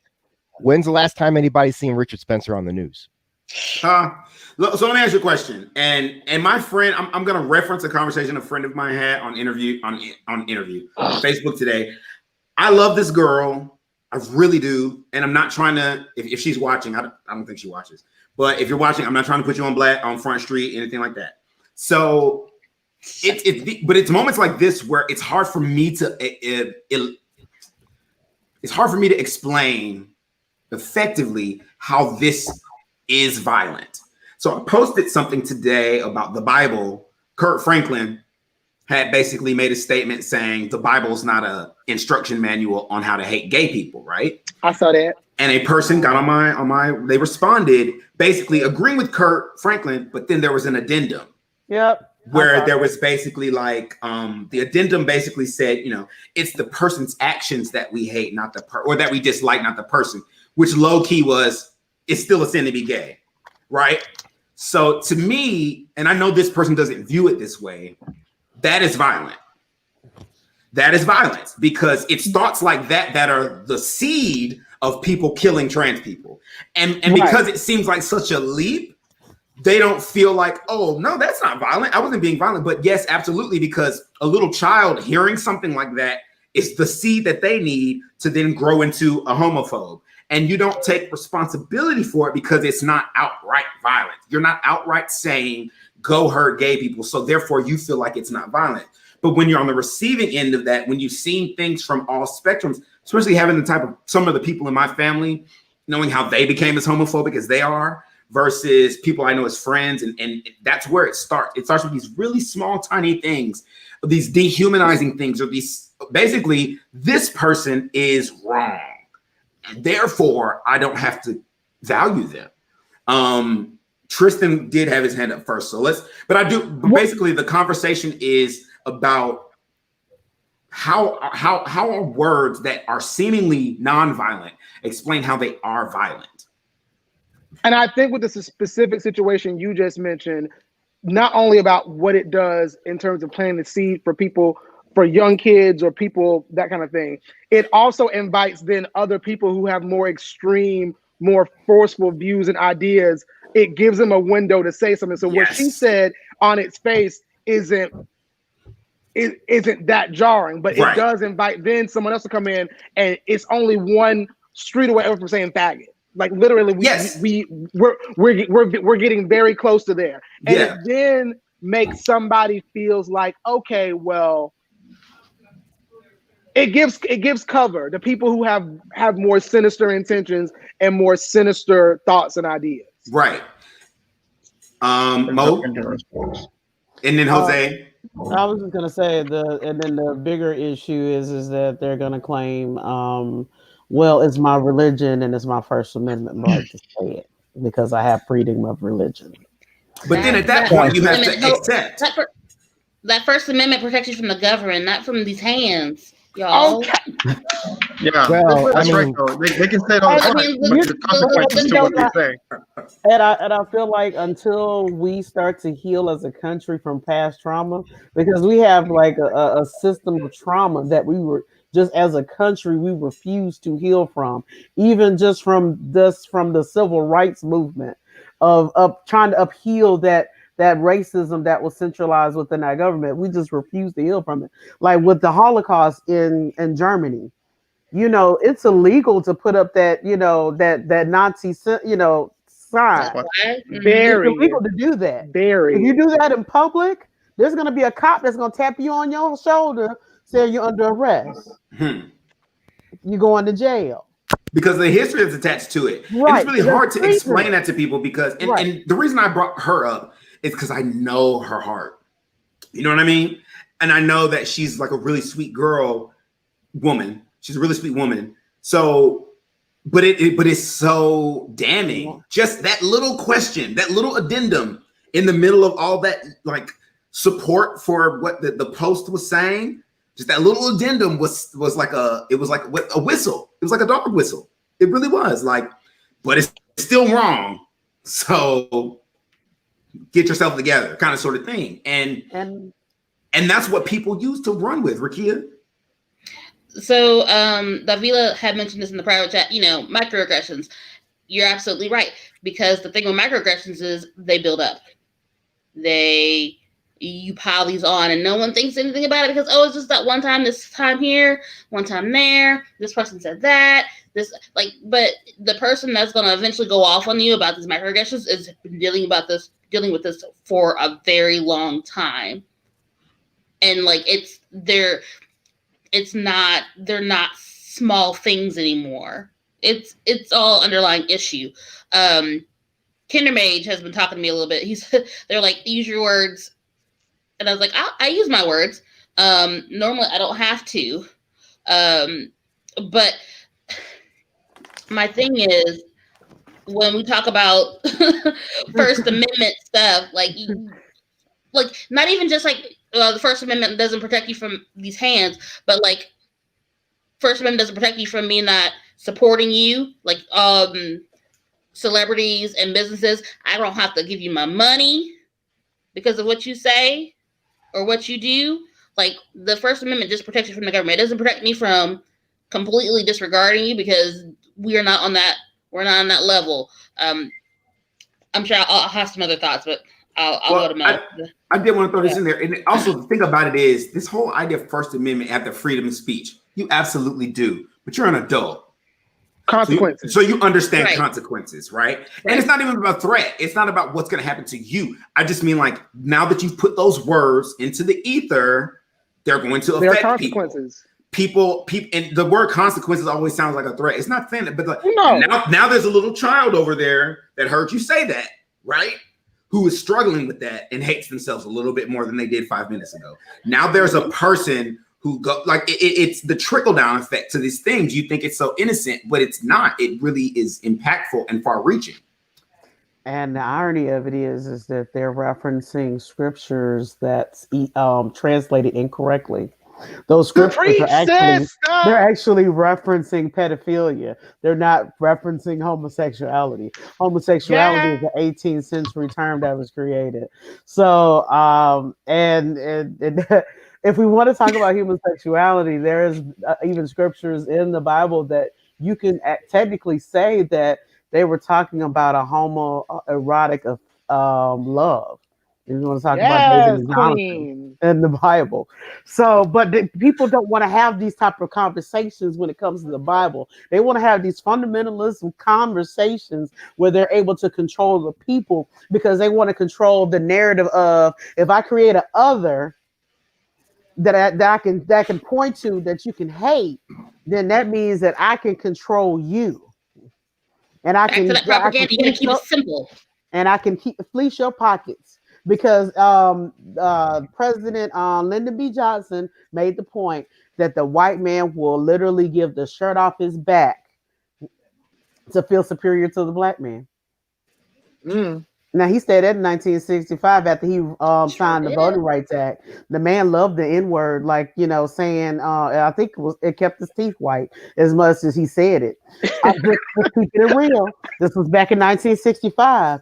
But he did state fact that this is the reality that you're dealing with the white community, and on top of that, that he lost the South because the Democratic Party, the Southern strategy, they moved on to the Republican Party. So that's why you have this big Republican conglomerate that is all about family values and all this kind of stuff, which is basically huge dog whistles of saying that anything that is outside of the nuclear family, the man, woman, 2.3 kids and a dog, is the other, and it should be hated.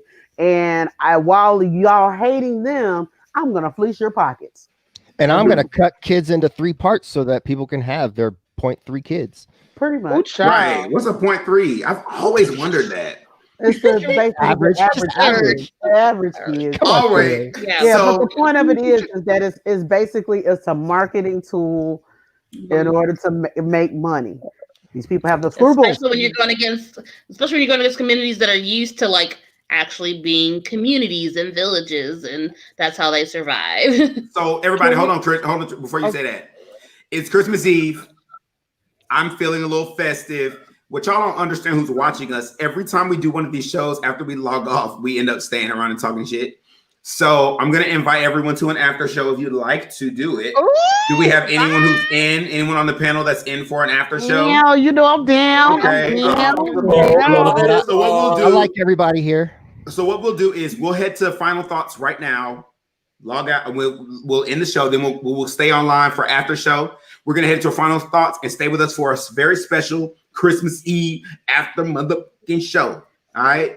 Let me find a good commercial for us to watch first, though. I have a few conversations. Hi, I'm Jessalyn Pease Garrett, author of Timeless, The Law of the Coven, my new book that came out August 1st of this year. This is the second in the Timeless series, and it features a teenage witch. She's gonna hone her magical abilities, and we're gonna pit her against a dark coven of witches. So I hope you enjoy this book as much as I enjoyed writing it. Timeless, The Law of the Coven is available online from all your favorite retailers. Thanks, guys.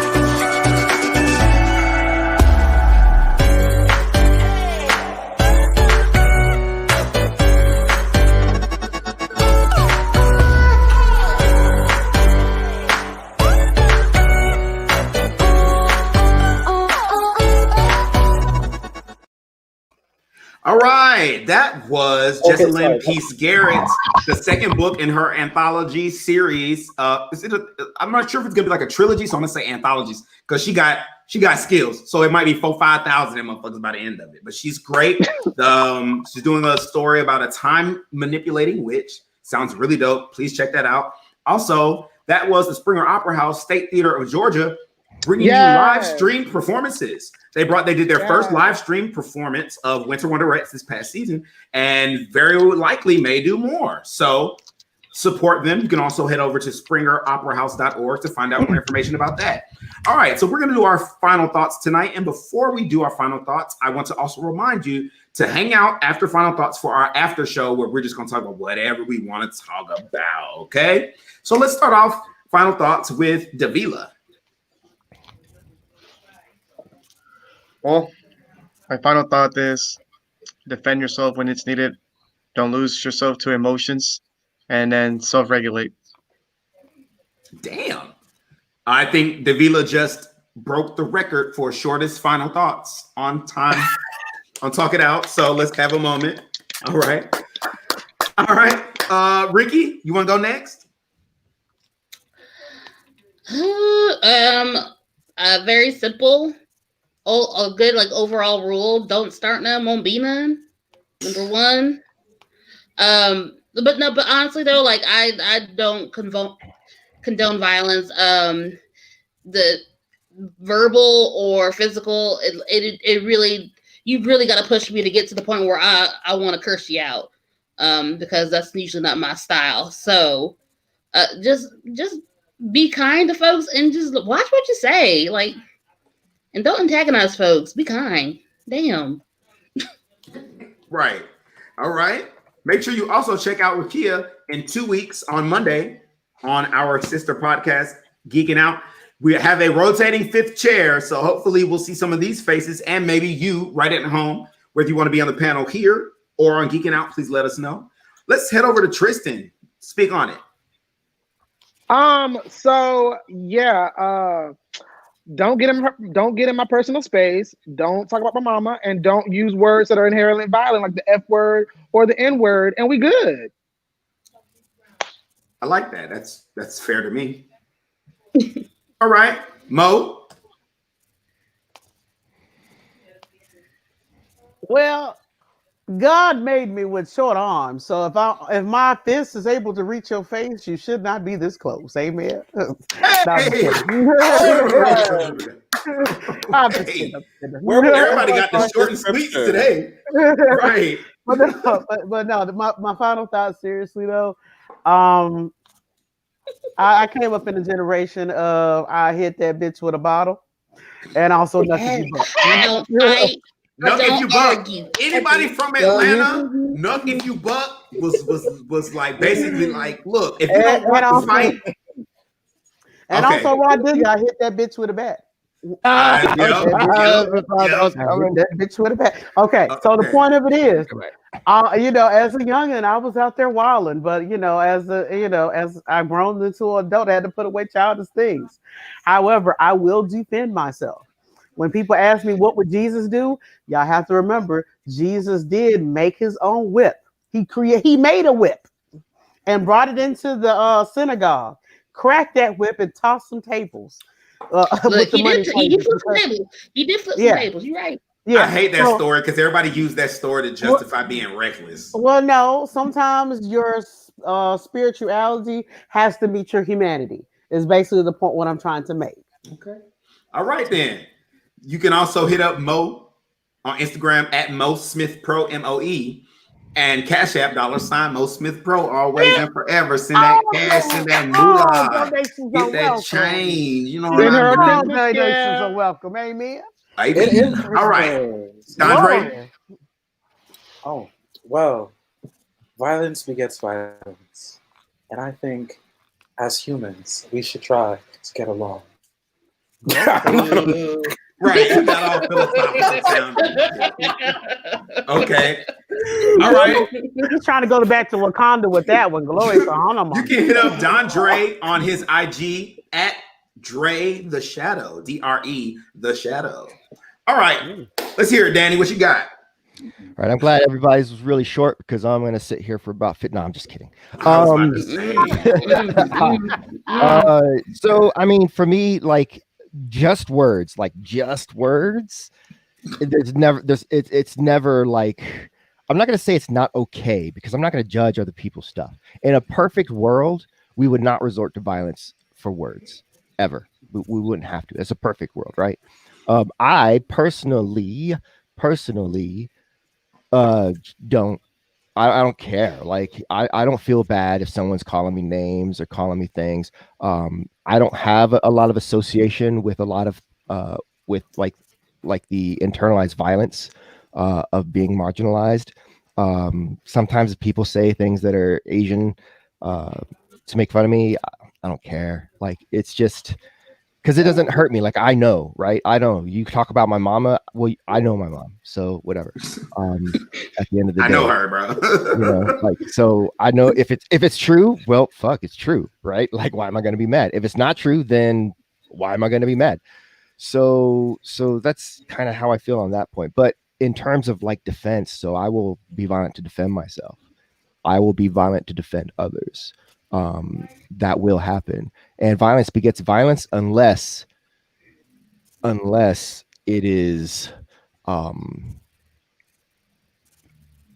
you go really hard, right? And then you just shock it on and they don't fuck with you no more, right? You just let them know. But it is defense, and that's just kind of how that goes for me. Yeah. Okay.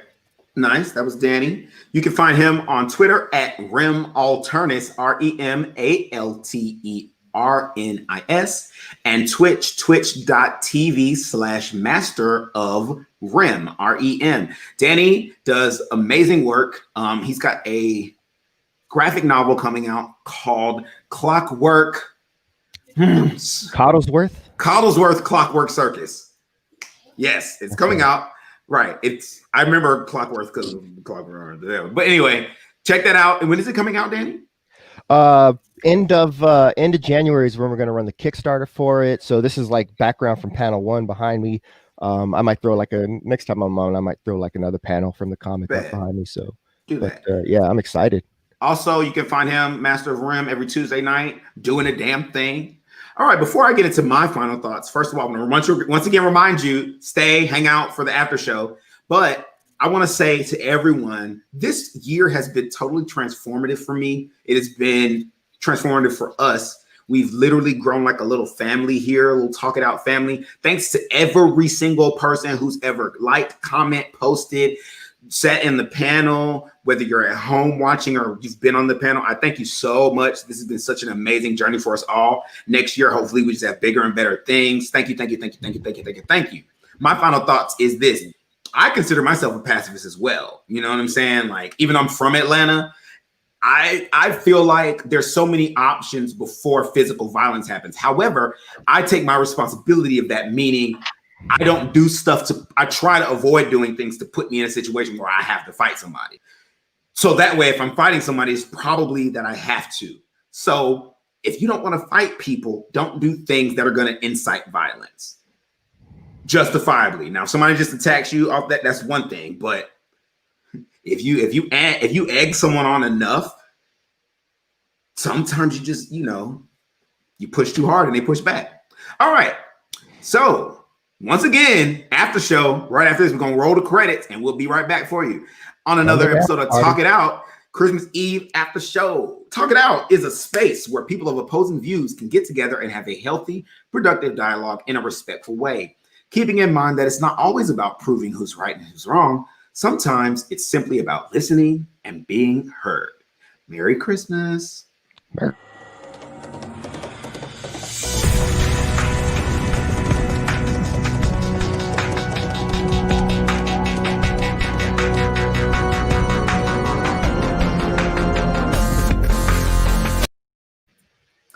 All right. You know what time it is. Time for the after show. All right. 9:03. Right. We literally, this is actually the earliest we've ever ended an episode. So did Rakia leave? 9:03. She had to go. Yes, she had to. Oh, she did? Oh, I didn't hear her say that. Okay. So we were talking you guys about in a different time zone? I don't know. From We're still live? Yeah, I'm in Central, and Yeah, we're still live. Jose's like in Mountain or something, Arizona time. No, I'm Central. They're just seeing what we normally. We're still live. They just see now. They're seeing what we normally do after the show. All right. Oh, So here's my thing. I feel like I felt so bad because I've literally been like a champion for like nonviolence. But when like Candace was getting beat up, like to me, in that moment, I saw no other result to that situation. I was like, that's what was gonna happen. Period. In that moment. Candace, why? Whoa, Tristan, stop. Tristan, stop talking. Whoa. Wow, that was the coolest thing ever. I don't know what happened, but man, you were like a robot god from the universe, just bringing it down on us. The year we've had to hear that noise just then, I thought it was it. Leave us alone, Thanos. Tristan, log out and then log back in, please. Woo. Wow. Did everybody else just think that was it? Man, I thought Tristan was going to snap his finger and half of his 3 of us going to be gone. Reminded me of a fucking alien movie, bro. I thought it was you guys over. Later. Bye, Jose. Go ahead. So, yeah, Danny and Daria, I need y'all to write that movie. What movie?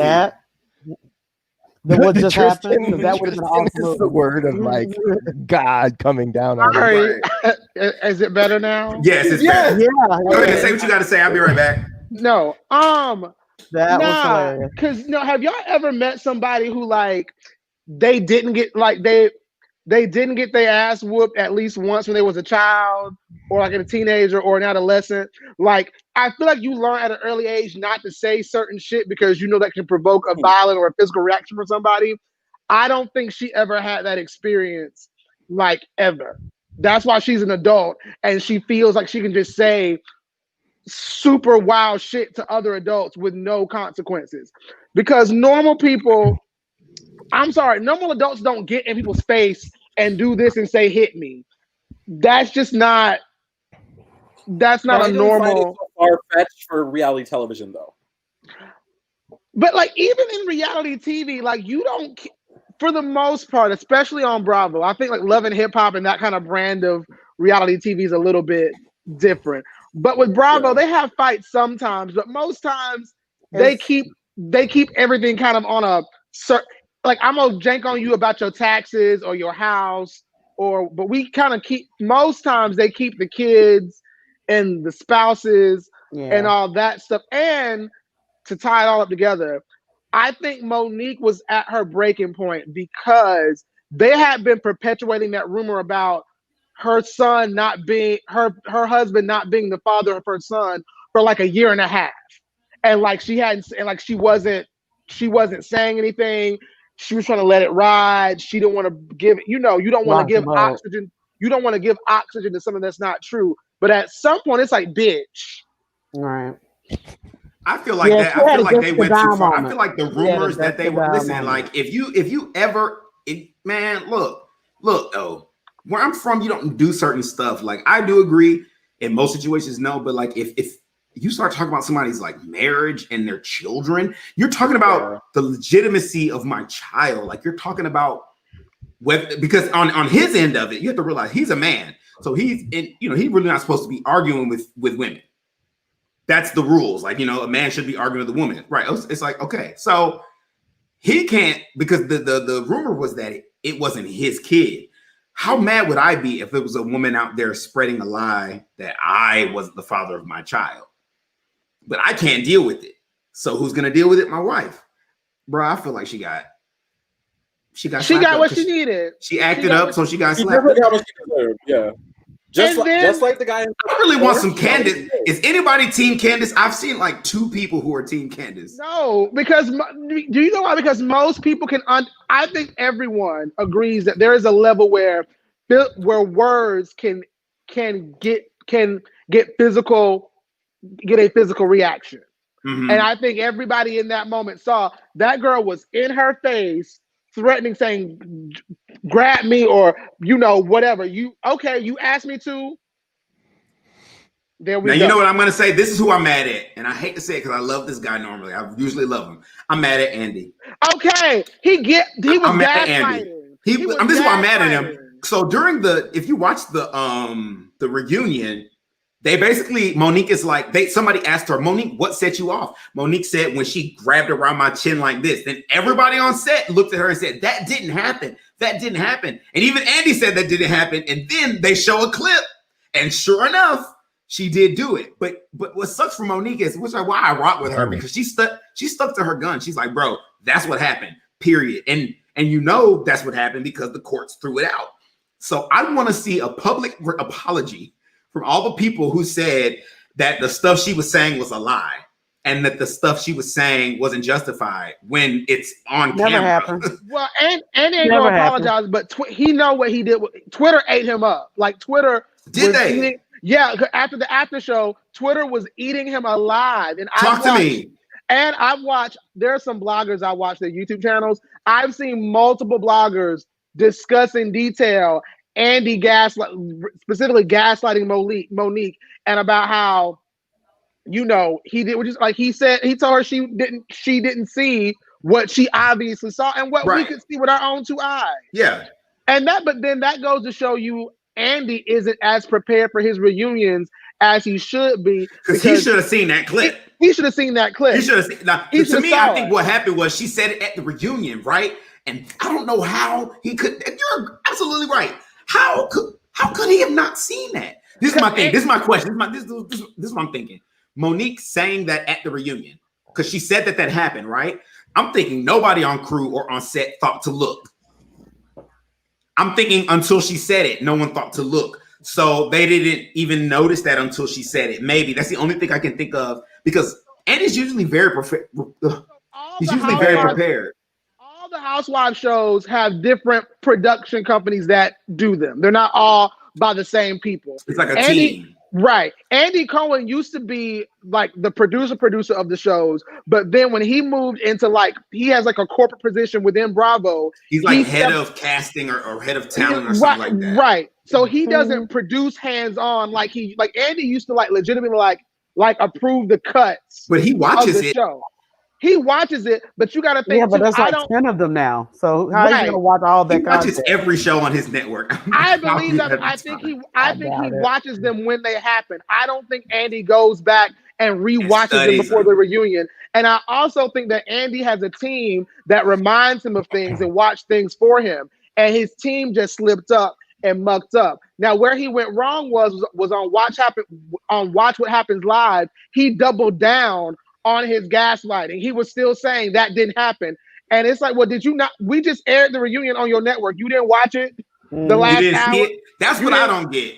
I was really waiting for him to defend Monique because to me, this was more justifiable than the Portia and Kenya situation. Well, he tried to pull a Mariah, and again, it didn't work. What do you mean a Mariah? He keeps trying to pull the Mariah move, and again, it doesn't work. See, Mariah Carey, whether she's right or wrong, she will double down on her stance.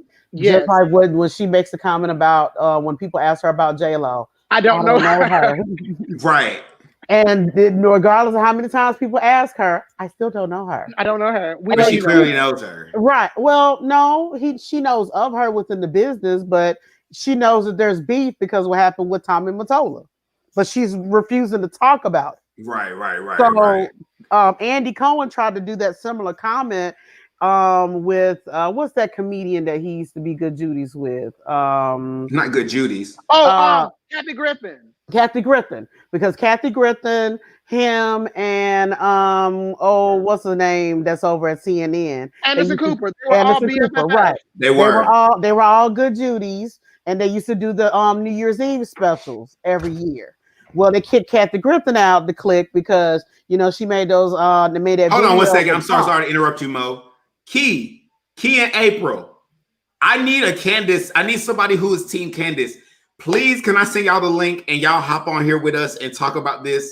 Please. I know y'all got family and I know y'all got that, but please hop on here and hang with us for 30 to 20, 10, 5 minutes and so I can get a Team Candace in here for this conversation. Go ahead. Right, but during I'm sorry. Wait, but go ahead, the Mo. point of what I'm trying to make is that he was trying to double down on a point, try to pull a Mariah, trying to pull a diva move because he's head of the network. He's a higher up an executive, and unfortunately, it didn't look good. Now, will people remember this incident?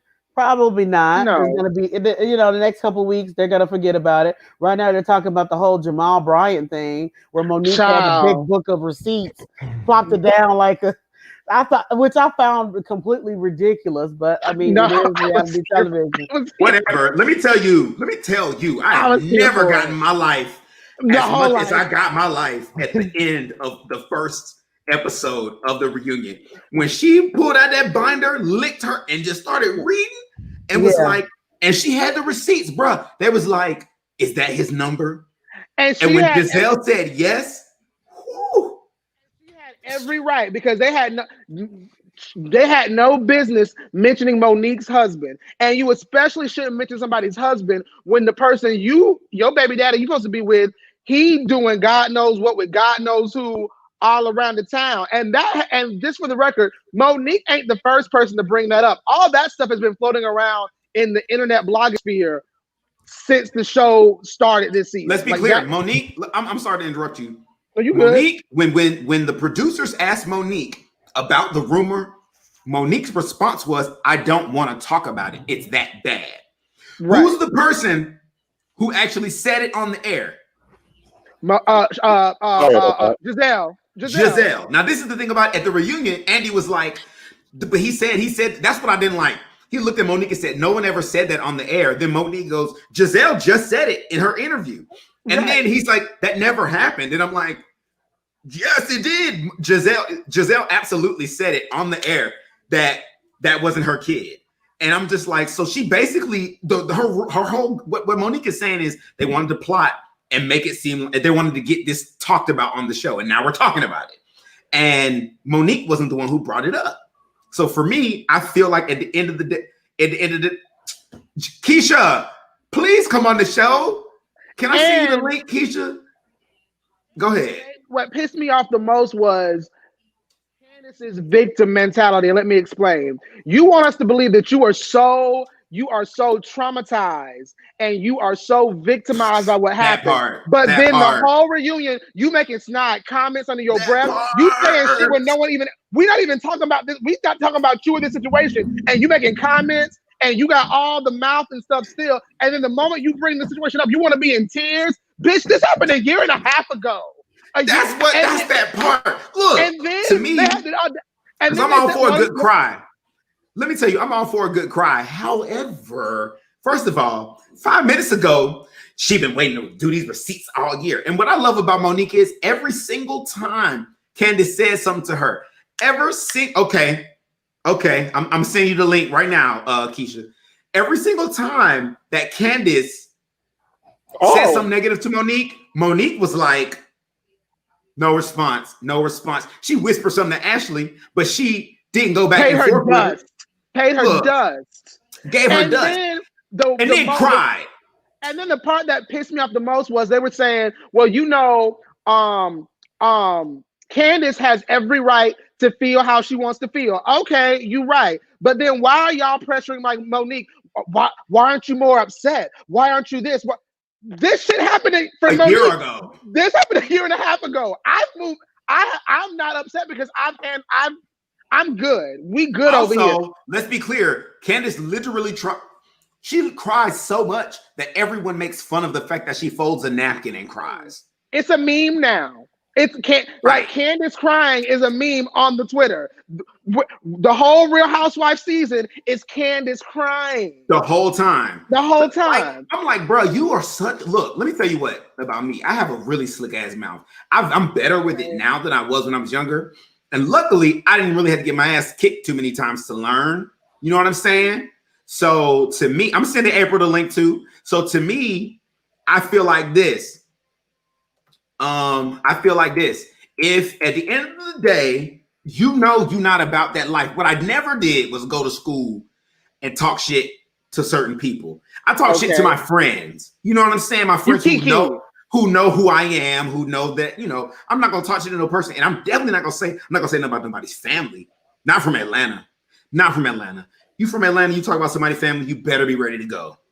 Period. You gotta be ready to go. Period. Okay. We have somebody joining us. Oh, this Lord. is literally the only person on the internet. The only person on the only internet person that exists.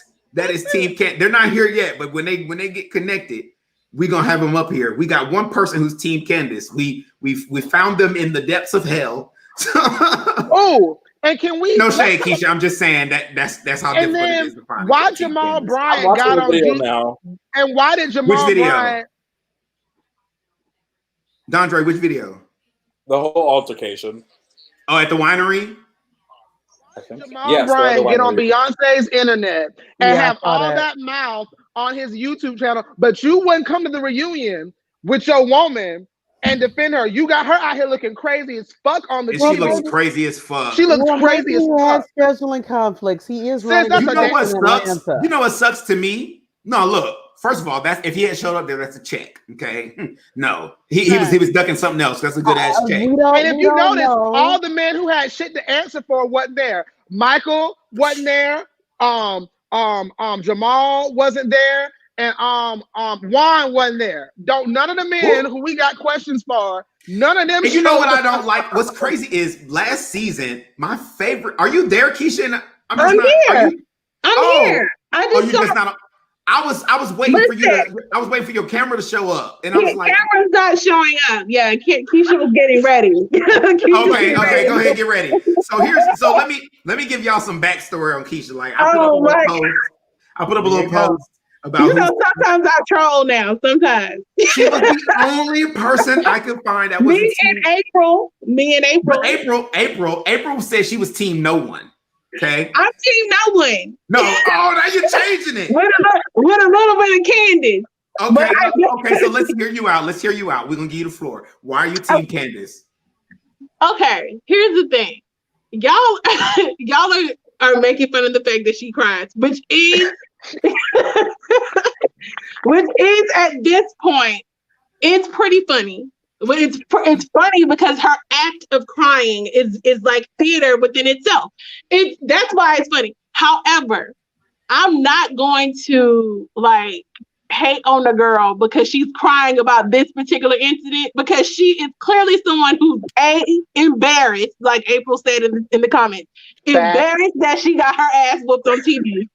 And two, she's never been in a fight. This is pageant queen or whatever she won a crown for. You Miss United States, whatever it was. she's never been in a fight before. She is sharp, so because she's little, also she has to be sharp with her tongue. And you have a Monique who couldn't handle the tongue. Mind you, I disagree. I don't think it was the tongue. Listen, sir. Listen. Everybody on that show had the smart ass mouth. Everybody. Everybody has a smart ass mouth. No, not like that. What? The one thing every woman on that show agrees with is that Candace is the worst when she gets the stuff that comes out of her mouth is, to me, wretched. She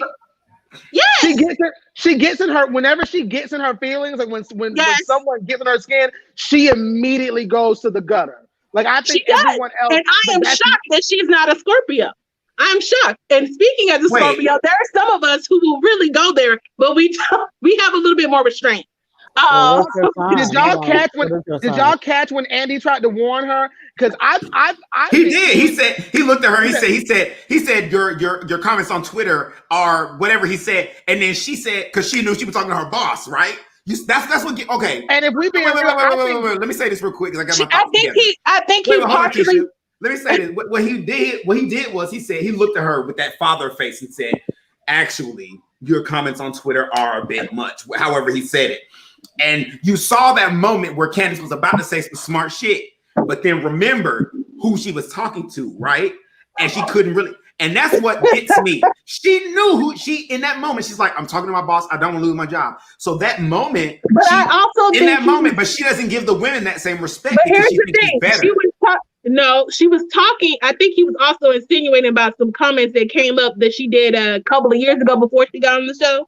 They were perceived as homophobic. Yeah. So I think that's also sort of what he was hinting at, and he brought her on Watch What Happens, and they had a whole conversation about it. But in regards to you saying that you feel like she knows who not to get clipped with, she does. However, she don't do that to Robin. You're correct. That is her boss. I mean, Robin's life is a whole read, so you ain't got to do it to Robin. Let's tell the truth. Ooh, don't do that. Say it again. Say it again. Robin's entire existence is a read. Her existence is a read. But here's the thing. But I'm glad you brought up Robin, because I want y'all to understand with this. She about to talk about that time Monique and Robin almost got to fight. Absolutely. And I disagree. Go ahead. Monique knows who to do shit like that with and who not to do it with. Okay, pause. Let me tell you why I disagree.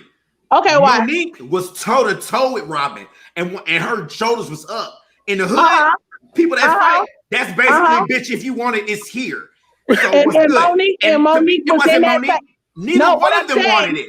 Neither one. It wasn't that Monique. No, but did Monique didn't want it either. Did Monique tap that ass though? She did not.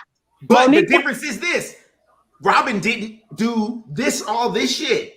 She was in her face. They were just face to face. When you take your hand, to me, it's different. When you're just standing close to somebody, that's okay. So let me get this straight. So Monique has someone who's directly in her face, nose to nose. Right. Meanwhile, Candace has a table separating her. Okay. She's 2 feet taller than Candace, little ass, and she decides to start pulling on the girl wig. Okay, all right. Come on now. But I don't watch the show. But did Robin start the rumor about her son? No. This was from season. This was from what, season 2? It was some very season 2 or season 3. They got into it about their issue was much more shallow. Much more shallow. It was a shallow issue. So and Candace didn't start that rumor either. Okay, but Candace brought the woman around who started the rumor. All right, hold on. The woman also hold on, brought the woman around as well. Hold up, Keisha. Go ahead. I'm sorry. The point I'm trying to make, the level of tension wasn't there because the level of anger wasn't there because it wasn't talking about kids. So that's number one. Number two, you had somebody that didn't have a lot of vitriol because apparently Robin doesn't have the same vinegar in her that Candace does. No. And on top of that, and on top of that, come on, woman to woman. You know, even though I'm on the non-binary mix, I still know that even if there is a difference in between getting in somebody's face than putting your hand in somebody's face, that takes it to the next level. Totally. Putting her hand. Hold on. I do have to say that it does. No. Because I can speak from personal experience. Me too. I can tell you that I've had somebody in my face, toe to toe. Nothing went down, but I've had somebody in my face that was that put their hand in my face and it went down. Hold on. Like, so Monique goes from. Hold on, wait, Keisha. So Keisha, and then let Dandre go. So Monique goes from Candace had her hand in my face, which is debatable. Which is true. How much of her hand was in her face? How much? Okay, so let me stop. Can I finish? Okay, she goes from Monique. She says that Candace had her hand to. I thought that Candace pushed me, and it turns out it was Giselle. True, but this is the thing about it. So she's giving multiple justifications. No. From taking it from a teeny tiny level to a level 1,000. Let me grab this real quick. And they are not even arguing about the child situation because Candace didn't even bring it up. Let me grab you for a second. Okay, so you're Monique. I'm Monique. I thought Sir in the corner was going. I know he gonna go, but I'm taking it first, and then I'm giving it to Dandre because I gotta say what I gotta say. So I like your bonnet, Dandre. I do. I like your bonnet too. Love it. So I'm Monique. She's all the way over there. She steps toward me. Now the space is closed. With the table in between. Right, with the table in between.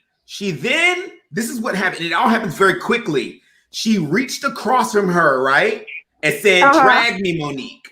At the same time, Giselle, who was trying to push her back, Yes. Pushed her, and Candace reached forward. So it's easy to assume, happening in fast motion, that it was Candace that pushed her, right? Hold on. Let me finish. Someone pushing you on the side to someone being in the front of you. Come on now.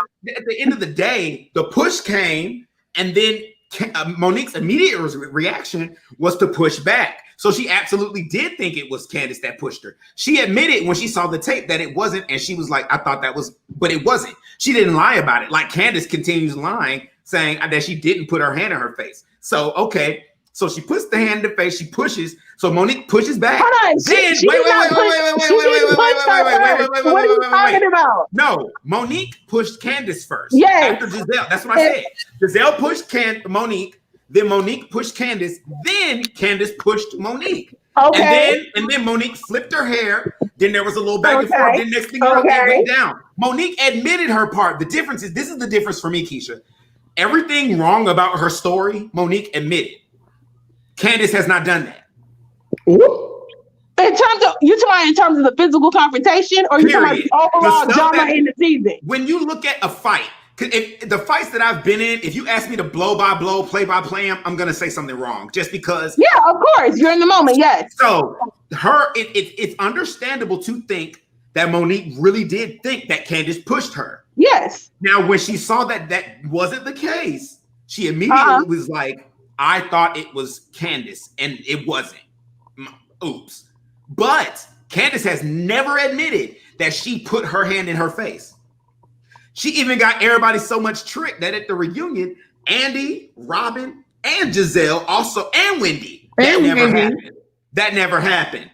Because my ass been crying for a year. Okay, so let's break it down even more. So your only issue with Candace is that she didn't admit that about putting her hand in Monique's. My issue with Candace is this. Because you just watched it. Yeah, we're going to go to Dondre. This is my issue with Candace. My issue with Candace is this. You were the aggressor. What? Okay, Ashley. We're not doing Let me this. explain how you're the aggressor. We're not doing this, Ashley. There's assault and battery. The two are two different things.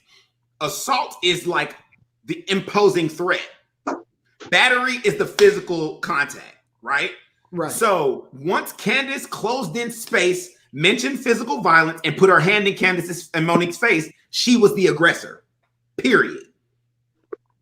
Now, had she not done those three things, you could debate it. Because if Candace had stayed her happy ass where she was, Monique could not have grabbed her hair. It's true. Because Monique didn't move. Monique never made one move for Candace. Are you saying the entire, let's break it up to the entire season of the show. Are you suggesting the entire season of the show that Monique wasn't looking to have a confrontation with Candace? I don't, because let me tell you why I don't think so. She has been looking to have, Candace was on a damn near apology tour with everybody. Let me tell you why I disagree. Okay. Because when they were at that dinner and Monique said what she was mad about, Candace apologized and Monique said, okay, cool. Okay. Then she was upset because I invite you to my house, to my home, and you decide to have this little sidebar and you don't let me know what's going on. Are you kidding me? Let me finish. Later on, she absolutely admitted I overreacted. She said that I overreacted. And because she overreacted, because she was in her feelings about it being her house, and she didn't like that. However, she didn't, if she was looking for an argument, she could have found one. So at the winery, who brought up the situation that turned it into a fight? Let me tell you who's really at fault for this whole situation. Giselle. Giselle is the conniving, manipulative. And also Ashley. No. Giselle said that shit. Giselle went, ooh, everything was fine. Once Candace said, I love you guys, we could have left it right there. What did Giselle say? Her snake ass, she ran that right in. Oh, so are y'all okay? And then knowing that they're not okay. Messy. So that led them to either address it or ignore it. So immediately, Monique, so I'm fine. I'm wherever she is. And then Candace went, and then Candace took it from 1 to 1,000, twirling around, doing all this, talking all this shit. Come on now. They're drunk at this point. Come on now. It don't matter because at the end of the day, Keisha, have you ever been so drunk that you got into a fight? No, sir. There you go.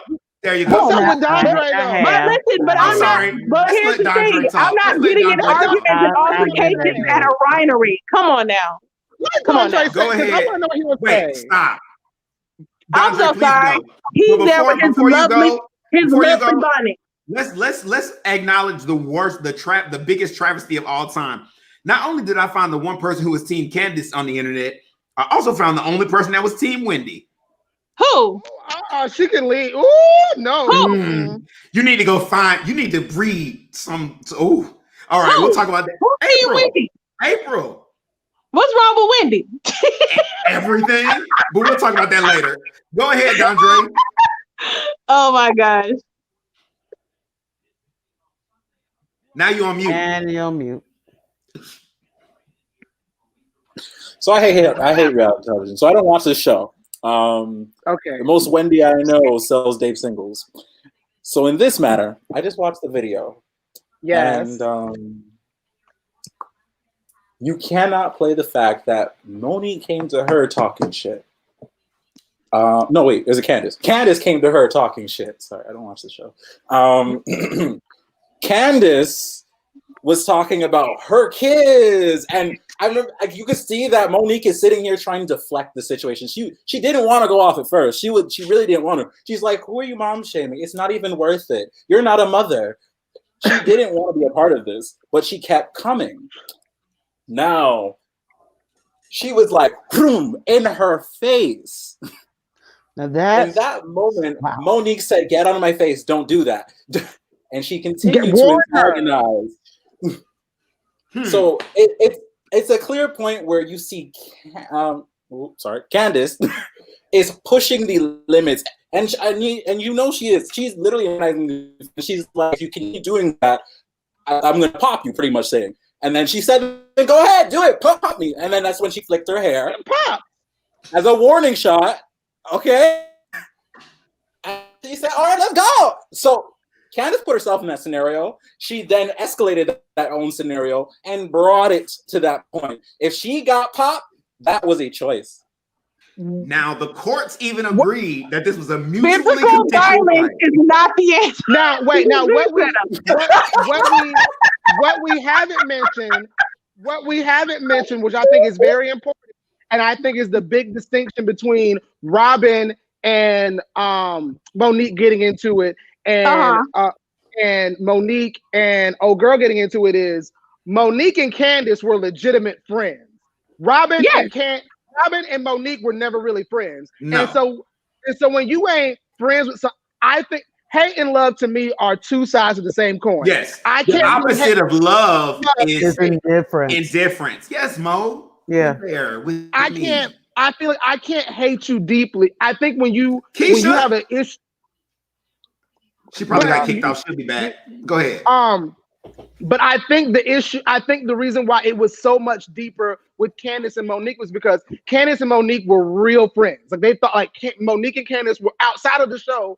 They were, like even said, we talked to each other every single day on the phone. And so we must be real friends. But you talk about my kids. You were kicking with these other bitches about my husband, because that's the other thing that they had that whole meeting after Andy Cohen's baby shower, plotting to get Monique off the show, to bring that nasty rumor on the show. Can I be real? I would have beat the bitch up a long time before the winery. I'm just being honest. If it wasn't, and Monique said at one time, Monique said, if it wasn't me, it was gonna be somebody else. That's absolutely a motherfucking fact. And it's very clear. If it wasn't Monique, it was gonna be somebody else. Right, y'all. I'm not saying it's probably right or wrong. Right. What I'm saying is that Candace needs to take responsibility for how she created that situation. She put herself in that place. A quick subject change with the same subject, because we talked about Wendy earlier, and let me tell you some shit that I didn't appreciate. Wendy brought up that shit on the reunion about how Ashley was using the word aggressive as a buzzword, and about how black women are perceived as aggressive when they're not being aggressive. But here's my deal. Y'all was calling Monique's all kind of ghetto. Hello? She called herself that. No, she has never called herself a hood rat. No, she said she said she's hood. She said, I'm from the hood, but she has never referred to herself as a Keisha, ghetto. Let me talk to you for a second, Keisha. Y'all, you understand that I know. Okay. Okay. Because I'm like, I don't like, and I've seen this on a few reality shows where people take real issues like colorism or using the word aggressive to talk about Black women, and they use it like as a talking point with a situation where it doesn't apply. The reason why Ashley called her aggressive was because she in that moment was speaking and being aggressive. Now we this is can my make an argument. issue. She just was. Let's also talk a little bit more about Wendy. Let's not act as if that is not a legitimate issue on these shows. It's a legitimate issue. It's a legitimate issue. On this particular show, it is an issue. But in that moment, Wendy was being aggressive. That's what she was being called. And then also one more thing, and then I'm done. But wait, let Tristan say, and then you go. With Candace be on Twitter, not only like being reckless with her mouth to the housewives, Candace be dragging actual fans, and I think that's what Andy was getting at. Bravo don't be wanting their talent on Twitter, dragging actual fans. If you want to kiki and kaka with the other housewives, that's cool, but they don't really play that. You responding to fans and calling them out their name and hitting below the belt, because that's not your cute. Consumer. That's your consumer. Yeah. That's not good for the brand. So let me. I don't follow her on Twitter. So Mo, go ahead. All right. So here's the thing: when you're saying that that's not good for them to be aggressive. That's not a good look. Isn't that all the housewives, whether it's Orange County or no? She's talking about in terms of their behavior on the show. Like, how is it any different from any of the other franchises? Because I know damn well that when Judice tossed that table, we were having a conversation about how Italians are being depicted. Correct. And then this sort of goes back into what I think Nene brought up. I don't know how y'all feel about Nene, but she brought up that point, how she was perceived as aggressive in X, Y, and Z, and given and demoted or they were attempting to demote her or whatever. But Teresa is applauded. Andy thinks it's hilarious. She physically pushed Andy at the reunion. Like, the reactions to certain behavior is very different. So, I want to say something really quick. Hold on. Well, the thing about it is with Nene played herself because she was all good Judy. It was all fun and games when they was paying her $1 million a season, because she was all real good Judy's with Andy. But when they didn't want her anymore, now it's racism. Here's my thing, though. Let me. I just want to say something really quick. But I feel like, listen. The fact that it doesn't exist, but at the same time, sis, you played yourself, because it was all okay, and you didn't care about it when you was making that cash. When you was in that. This is the thing about it, though. This is the issue I have with the Potomac housewives, because Married to Medicine, there was a physical fight the first season.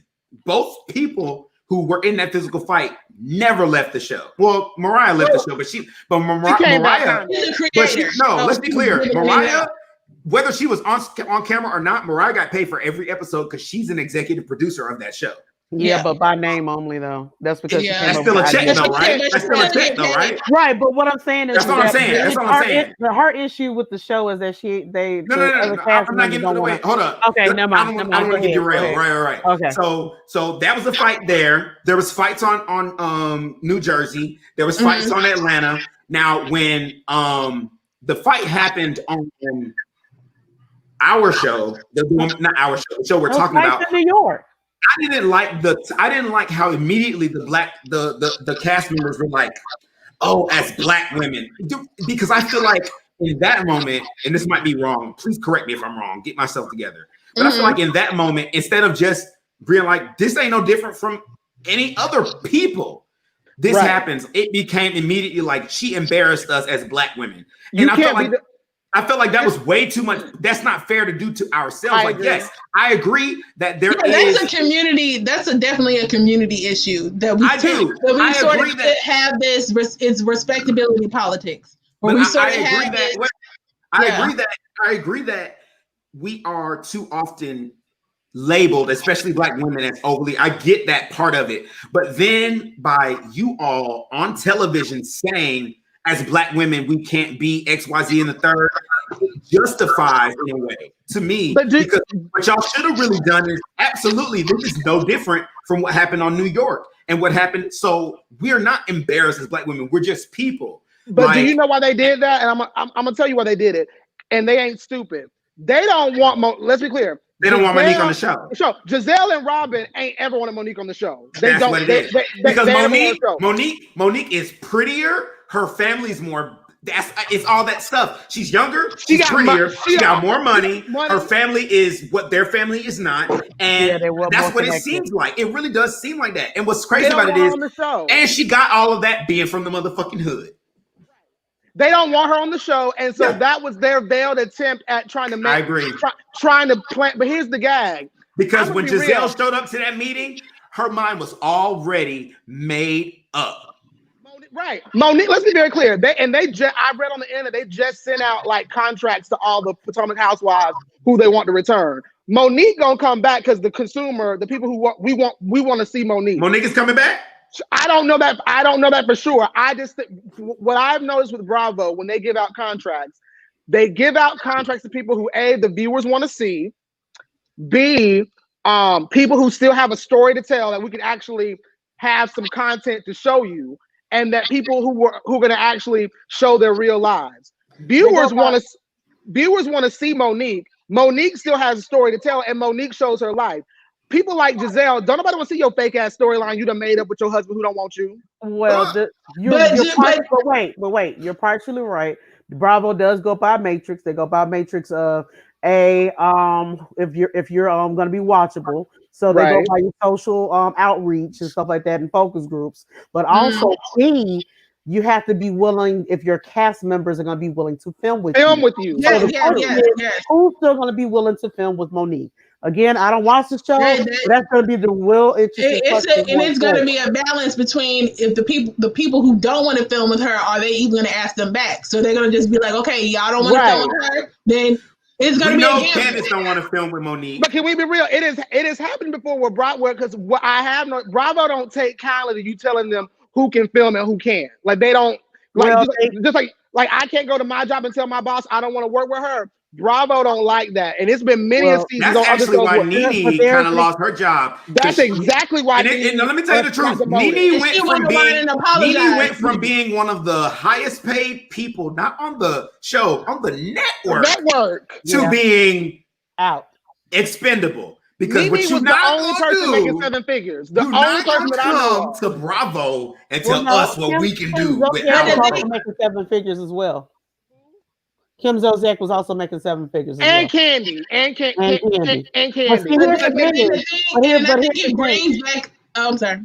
But here's the thing. Bravo's figuring out, okay, these women are aging out, and also they're expensive. So they've already been trying to wean them out anyway. Unfortunately, these housewives haven't really figured it out. So they've been weaning each other out. And the thing about it is with Nene, she got the big head because she bowed out that season.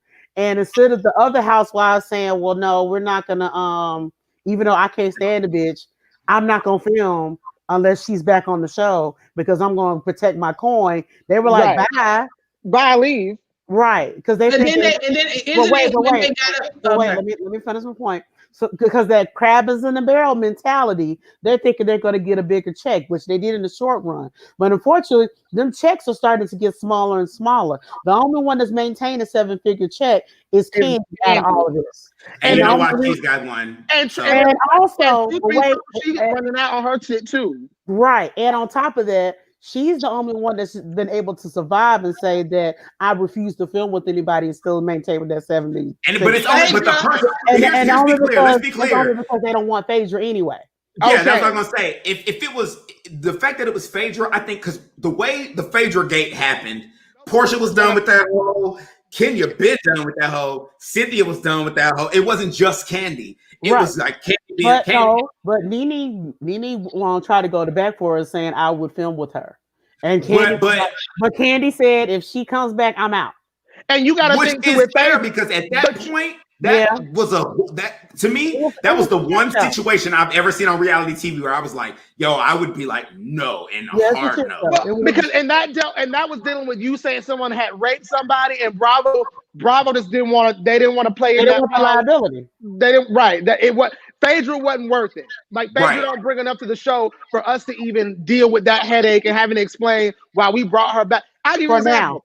They still let Michael and old girl be on Potomac, and Michael done been accused of assaulting or molesting Bravo staff.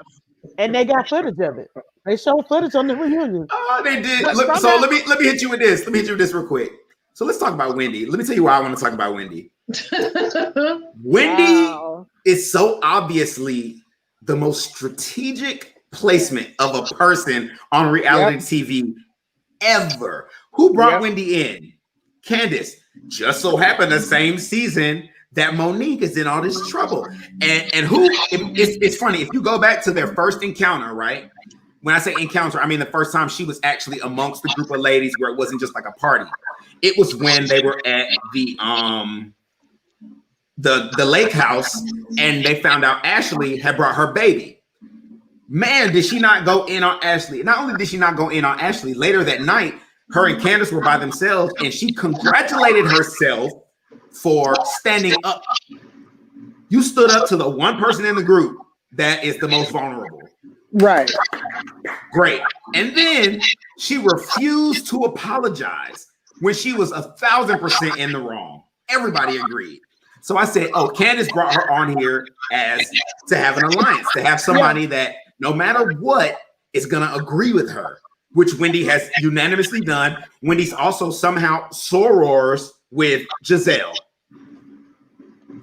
She's dark skinned, so that helps the narrative that if anyone attacks her, she can go to what that. She's done, right? This PhD thing, this black girl, she's black girl magic personified, that whole thing, it makes her almost hard to reproach. Right. Because if you question her, that's what she's been doing this whole time. And then when the Monique thing happened, she gunned hard for Monique. I'm like, bro, you don't even know Monique. You don't know none of these ladies other than Candace. You've never once criticized Candace negatively. Not once. And you know she be doing some fuck shit. I don't like Wendy, but this is what I do love about Wendy. I gotta give props where props would do. I love the storyline about her husband and how he lost his family to marry her and how so supportive she is of him. That, like, every time I see that, it breaks my heart. But otherwise, fuck that. Listen, I got 4 degrees, okay? Right. But I'm the one to brag about my degrees. And then they show a list of... Here's the gag, though, this is for Candace and for all them other women. Every season or every housewife at some point, you going to get a turn. The producers make sure that at least one time you gonna get put through the ringer and you gonna look bad. I've watched every. Do y'all watch Beverly Hills? Yes, I watched. They're gonna try to do that with Garcelle. Yeah, it may be happening. Everybody get a turn. Everybody get a turn. Yep. And just so Candace know, this wasn't Candace's turn. This wasn't her turn. This wasn't your turn, Candace. This was her turn. This was Monique's chance to look bad. She feel like it was her turn. No, Candace feels like this was her turn. So what would make it a Candace turn? Like, what can they do? When all the ladies turn, let me tell you. Can I answer this for Tristan? Let me answer. I'm saying if this wasn't her turn, like, what could she possibly? Let me answer. Yeah. Because if you realize this, before that fight, Candace was on the outs with a lot of women. Yeah, that's what because of the fact that Candace and her mouth is actually a bigger problem than the women will admit now. Because now, if they admit that her mouth is the problem that it is, they then justify Monique's actions. So they're going to ignore it until it's no longer within their best interest. Once it's no longer in their best interest, every single one of them is going to turn on her. Point in case, Karen, who in my opinion has been the most authentic the whole season. Other than me, I fuck with Karen and Ashley. I fuck with Ashley because Ashley basically said, look, when shit was rough for me, Monique was ride or die. So that's what she gonna get from me, period. Fuck y'all. I And, don't care and what if y'all you think. notice with Ashley, whenever Andy asks Ashley anything about her fucked up husband or any of the fucked up shit that happened with her, she don't deflect. Nope. She don't hem and haw. She answer it. And it may gets not on. be and move on. Like, yeah, that and moves on. She's the only person. Honestly, what else does Ashley bring to the show besides Ashley, that? to me, what I like about Ashley is that she's actually the only voice of reason. People don't like to say that, but she's the only voice of reason. Let me tell you why. She calls it. She's more. I don't want to say subdued. She's more mild mannered than the other women, but she's one of the most. In the first season or the second. I didn't. But right now she's the most mild mannered. Right. However, right now, yes. However, she's also the most transparent. Yes. She's also yes. She's the most transparent, and she also is the most genuine towards wanting people to get along. Now, because of that, it's easy to put her in multiple situations. She can film with everybody. She can still say her piece. She's not afraid to stand up for herself, but she's not manipulative, right? The thing with her this season that I was like, okay, that was whack. When she basically was the whole I'm writing a character statement situation.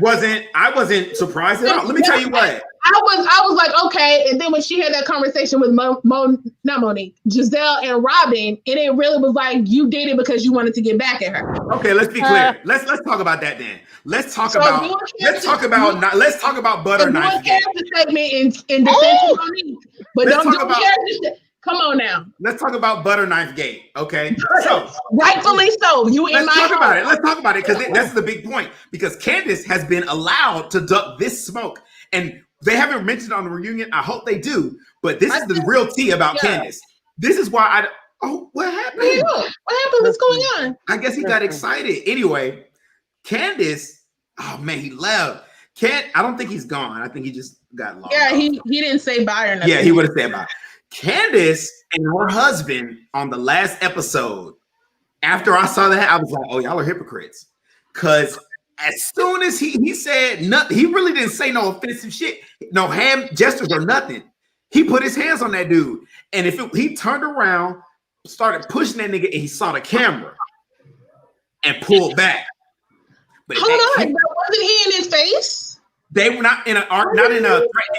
He was like, "Hey man, why don't you go get your wife?" And this is what happened. Michael went to Chris and said, "Hey, you should get your wife. She's over there arguing." Chris turned to Michael and said, "Get the fuck out of my face." He was like, "Shut the fuck up, man." And then he put his hands on her, right? Which is fine. Pushed him back out of his face. Yes. He pushed him back. But my point is, he turned around real quick, angry, saw the camera, and then he caught himself, right? Okay, that's fine. Because to me, personally, that's not really that bad. But when y'all did all of that ruckus about what Monique did, then it's bad. What do you mean, y'all? Because this is the difference. This is the difference. If Michael had done what Candace did when he was pushed, because you have to remember, when Monique pushed Candace, what did Candace do? Pushed her back. If Michael had pushed him back, they would have been fighting. But Michael's the one who actually stopped that from becoming violent by holding up. He did like this. When he put his hands on him, Michael just did like this. Okay. So Chris, and then what's worse about it is, motherfucking, they defended it. He actually went into the hallway later, and Chris was like, he'll never say that shit to a man, because if he say it to a man, he know he'll get his ass beat, but I'm the one to beat his ass. He said some shit like that. And I'm like, really? So y'all gonna do all that mess about how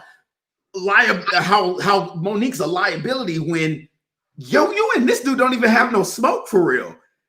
And you was ready to beat his ass, and you said it, you admitted it. So how is it okay for you to condone your husband doing it, but condemn Monique from doing it? Like, what's the difference? You feel me?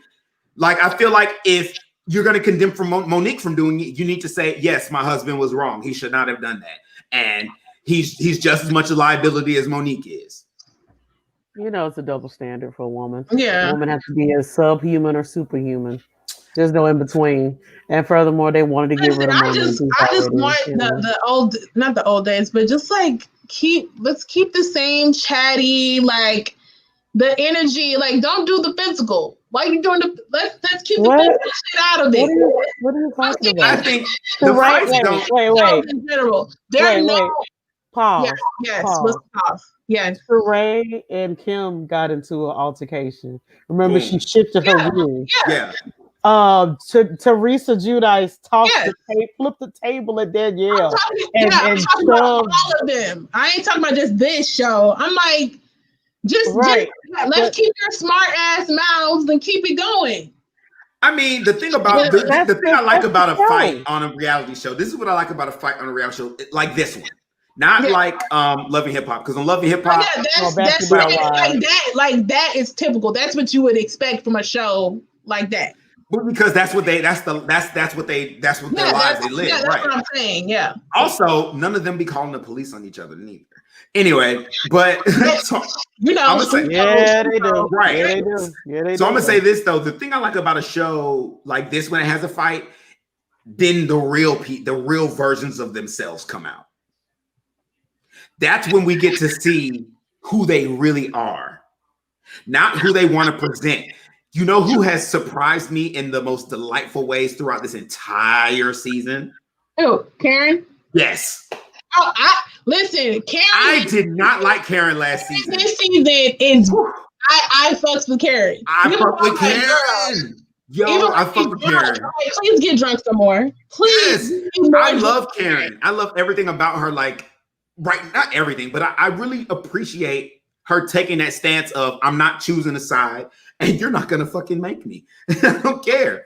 Like, and her and Giselle's love-hate relationship. Giselle went from being my favorite housewife to my least favorite housewife in 1 year. That's never happened to me. And you know, even with this Jamal thing, I really think she just don't give a damn. She don't care. I feel like this. I feel like damn girl. Like I said to me, damn reunion.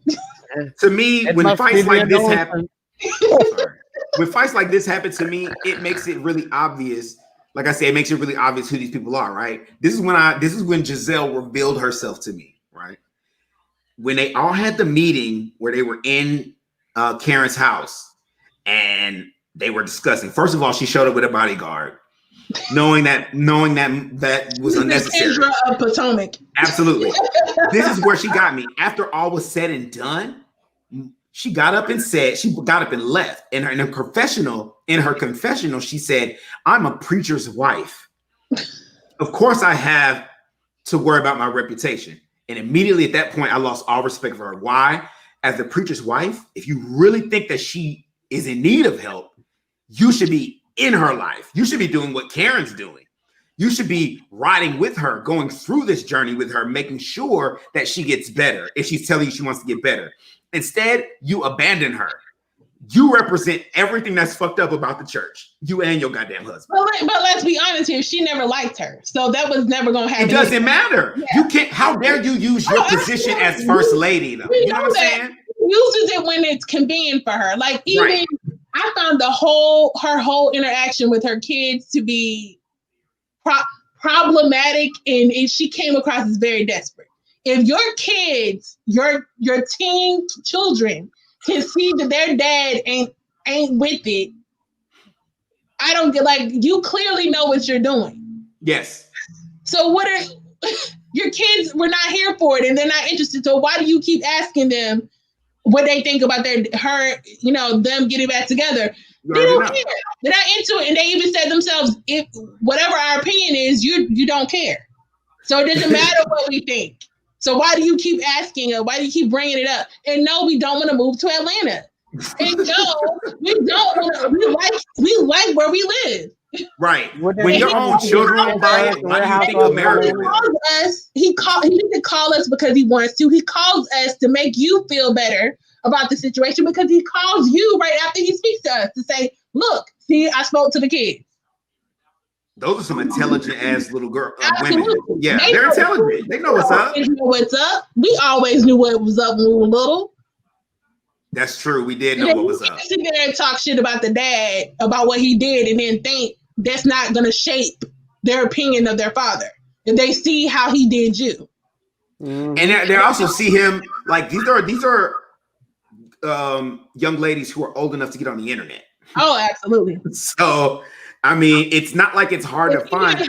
Oh my God. And even her dad, he was a good actor too. Because I did not think he was going to say that.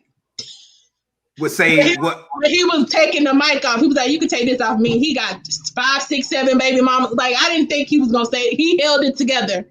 Up until then, right? Up until then. That's what I'm saying. That's what I like about a good fight on these reality shows. It's not the fight itself. It's when people have to just become themselves then, right? And to me, it revealed a lot about character. I lost a lot of respect for Robin and Giselle, who were my favorites last season, because what I realized about them is that I would say with Robin, there are moments where Robin, she, like when they were going in on Giselle, asking her, like, how come Jamal is never here? How come Jamal lives in your phone? Or I think it was, I don't know where they were. I think they were in Portugal. Yep. And then and Robin even said herself, well, we all talk about our issues or with our partners on the show, and Giselle got into the confessional and got pissed. But the thing about it is to me, the thing about it is like y'all are supposed to be a circle of friends, right? What it seems like is you and Robin want to go into this circle, y'all have this alliance, and y'all want to start a lot of shit. But y'all want y'all's alliance to be super tight, right? And when y'all start this shit, Robin ain't as tight as Giselle would want her to be. Well, it's not that. It's that Robin is her real friend. This is what it actually is. And a real friend is going to tell you. Giselle and Karen were real friends, and that's why I'm like, they definitely have a love-hate relationship. This is why I think Karen views I used to think it was the other way. I think Karen views Giselle as a real friend. I think Giselle does not view Karen as a real friend. I think Karen, because the way Karen talks about Giselle, she talks about everybody, but Giselle doesn't do that to Karen. Giselle is a little bit worse towards Karen because Giselle and Karen really know each other, and Karen really knows Giselle. Like I said, like when a fight like this, bro, their personalities is so obvious now to me, and I'm like, okay, so Karen's that lady who is, she been smelling her own shit, but she's also a lot of fun, and she's also incredibly compassionate. And because I like what April just said. She said they're the assigned shit starters. Robin and Giselle? Yes. Yes. They're the producers, what do you call it? They're the squirrels. They're the producer squirrels. And that became very obvious to me this season. They spread it around everywhere else. Yeah. That became very obvious to me this season because what I noticed was I kept waiting for Robin to just be a real one and be like, you know what? I wanted to smack Candace too. I get it. And be over it. But because Giselle was never gonna, I think she was relieved when Monique fought her because then she could really just be like, all right, now I have a good reason to say I don't like her. And I can still seem like a nice person because I'm doing it for the church. Right. Kill two birds, one stone. I really didn't care for Candace. And also, this is a great way for Monique to get kicked off the show because I don't really care for her either. Essentially. Hey. Sorry, I had technical issues. I mean, it's after the show, so hey. Right. After party. So what happened? What did I miss? Everything. Lord Jesus. They ripped and ran through this whole entire show. Basically, I talked about how I love Karen now, and I didn't last season. And I like my two favorites last season are now my two least. They're not my two least favorites. I still actually like Robin. I don't like Giselle anymore. Like I see her. I've never liked Giselle. I've never liked Giselle. It's worse when Giselle was my favorite one, but now I guess I'm like, bro, Tristan, she was so smooth and manipulative. But watching it back, like watching how she started that fight at the winery. You know what it is? Hold on. Wait, Tristan. You know what it is? Tristan, you know her history being a first lady at that church. Yes. That's what it is. Julia, you didn't know her history. And see, hold on. I'm gonna be right back. Hold on. Oh Lord. My thing is like when it comes to the housewife shows, I don't like people who fake storylines or try to be fake on the show. Mm-hmm. Like for me, I just don't, and that's with Potomac and every franchise has one or a few that try to fake a storyline or make up some shit. I don't like it, and I feel like most viewers can see right through it. And for me this season, what I really didn't like was that she used her ex-husband, baby daddy, for a storyline. I don't think they really even reconciling. And then they brought their kids into it, like having the kids on the show and all that, but then had the audacity to say to Monique, how dare you do that to her family? Her kids watch this. Well, she brought her kids on the show with the baby daddy, fronting like they was together. And even the daughter was like, we don't want y'all, like they didn't want them to be together.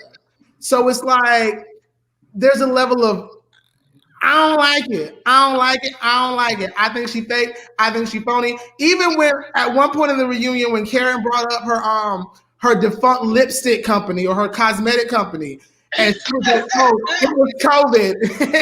No, sis, it happened before COVID. And Karen put you on Front Street. They said they liquidated your stuff. They liquidated because Giselle did the same thing to her in New Orleans when she was breaking up. What product Karen was coming out with. And Giselle was, we're trying to rip on her and like jank on her, and it's like, no, sis, you shouldn't be janking on. Just like for me, Giselle shouldn't be talking about anybody's husband. In fact, if we want to be completely honest, ain't nobody but Karen should be talking about anybody else's husband, because all of y'all got husband issues. Giselle, you ain't really got one. Candace's husband lived with her and Candace's mama. Juan and Robin, child, that whole situation with Juan and Robin is weird. Juan and Michael, what was that? And then that's and I'm not convinced Juan and Michael ain't had sex. I'm just being straight up and honest. Like, I'm not convinced they hadn't hooked up. So I'm sorry, I had to use the restroom real quick. What did I miss? I just like to say because I'm probably gonna like wrap it up a little bit. As someone who works in this industry, this reality industry, listen, this shit is entertainment. Yeah, right. and I'm glad we can take it as entertainment. Right. Because some of this stuff ain't real. It is drummed up. It's placed there for a reason. And I'm glad we got to, have an enjoyable agree to disagree moments about what's happening on these shows. It's interesting because, like, Tristan didn't hear it, but that's what I keep saying it. Like, that's why I like the fight part, because the fight part is when you get to see, like, point in case, Kendra and Portia. What I loved about that fight wasn't the fight; it was Nene. It was Nene after the fight. When Portia was on the ground crying, and Nene was like, "No, bitch, keep it together." Like, I love Nene for that. Like, Nene sis, don't lose this check. Yes, she was. It's not even just your check. She's like, your check, your dignity. She's like, I will not let you wild out on that. I'm not gonna let you embarrass yourself like that. Like, she was right there with her. Over Kenya Moore. Right. Like, I realized in that moment how big Nene's heart really is. And you know what else? She actually did it another time when Candy was about to fight Cynthia's sister, when they were all in negligees and stuff. Nene went.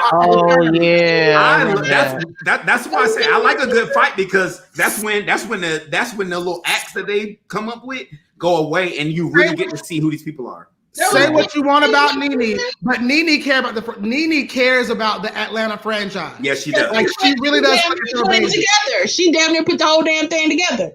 Yeah. You the one who hired all them people, basically. Yes. Yeah. All of them.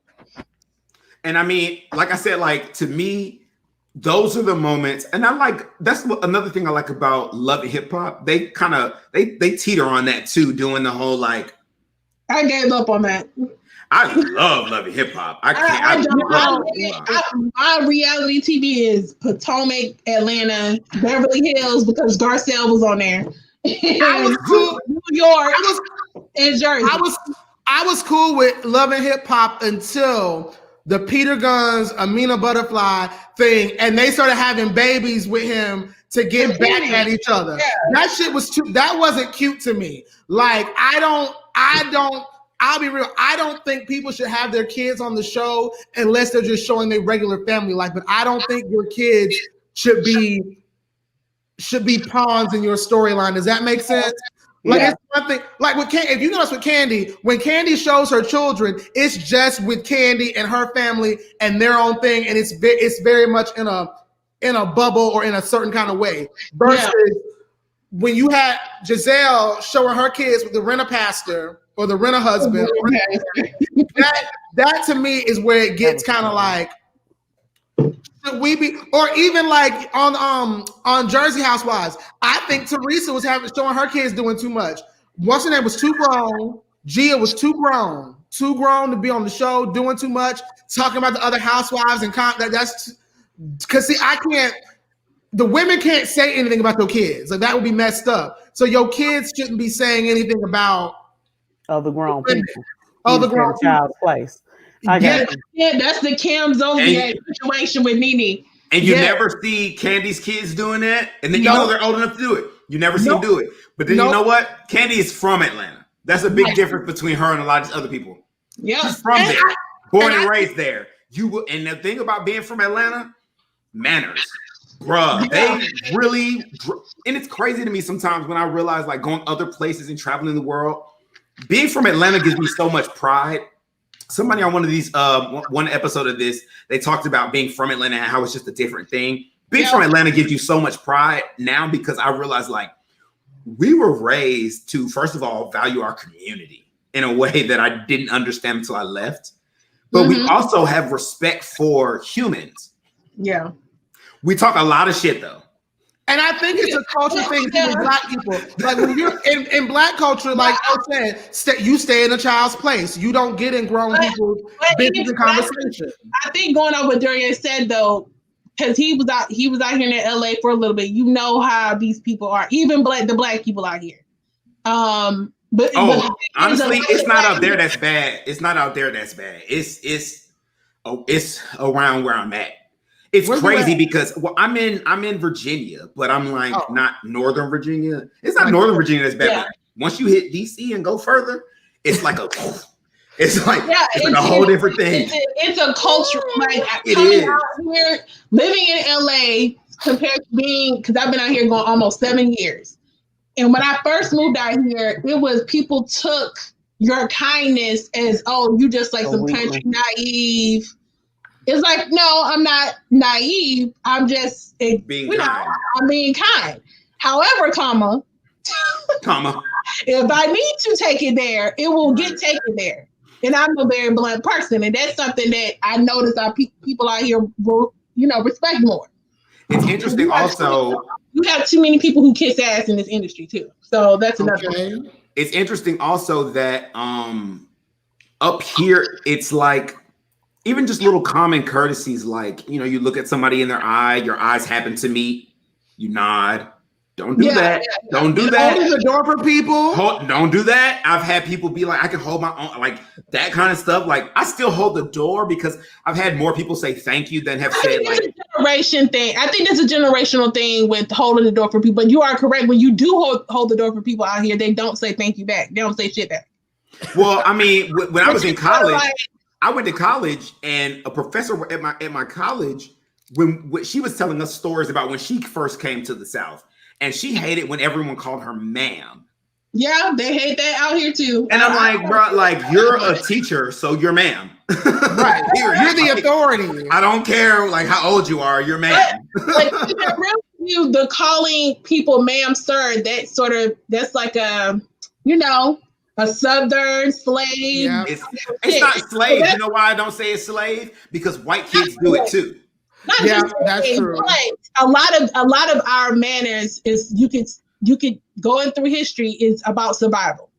Right. And how so I can't argue that. You get the respect because it's a way to get through and not get your ass whooped. Yes. Or lynched. If I have manners and I say yes, ma'am, yes, sir, and all this other stuff, then I won't get lynched. But we all know that's bullshit. That don't matter. Yeah. So I don't. I just feel like that when I come home to visit. Yes, ma'am. Yes, ma'am. Because the story we didn't tell about Emmett Till is that come to find out he didn't whistle at that woman. Okay.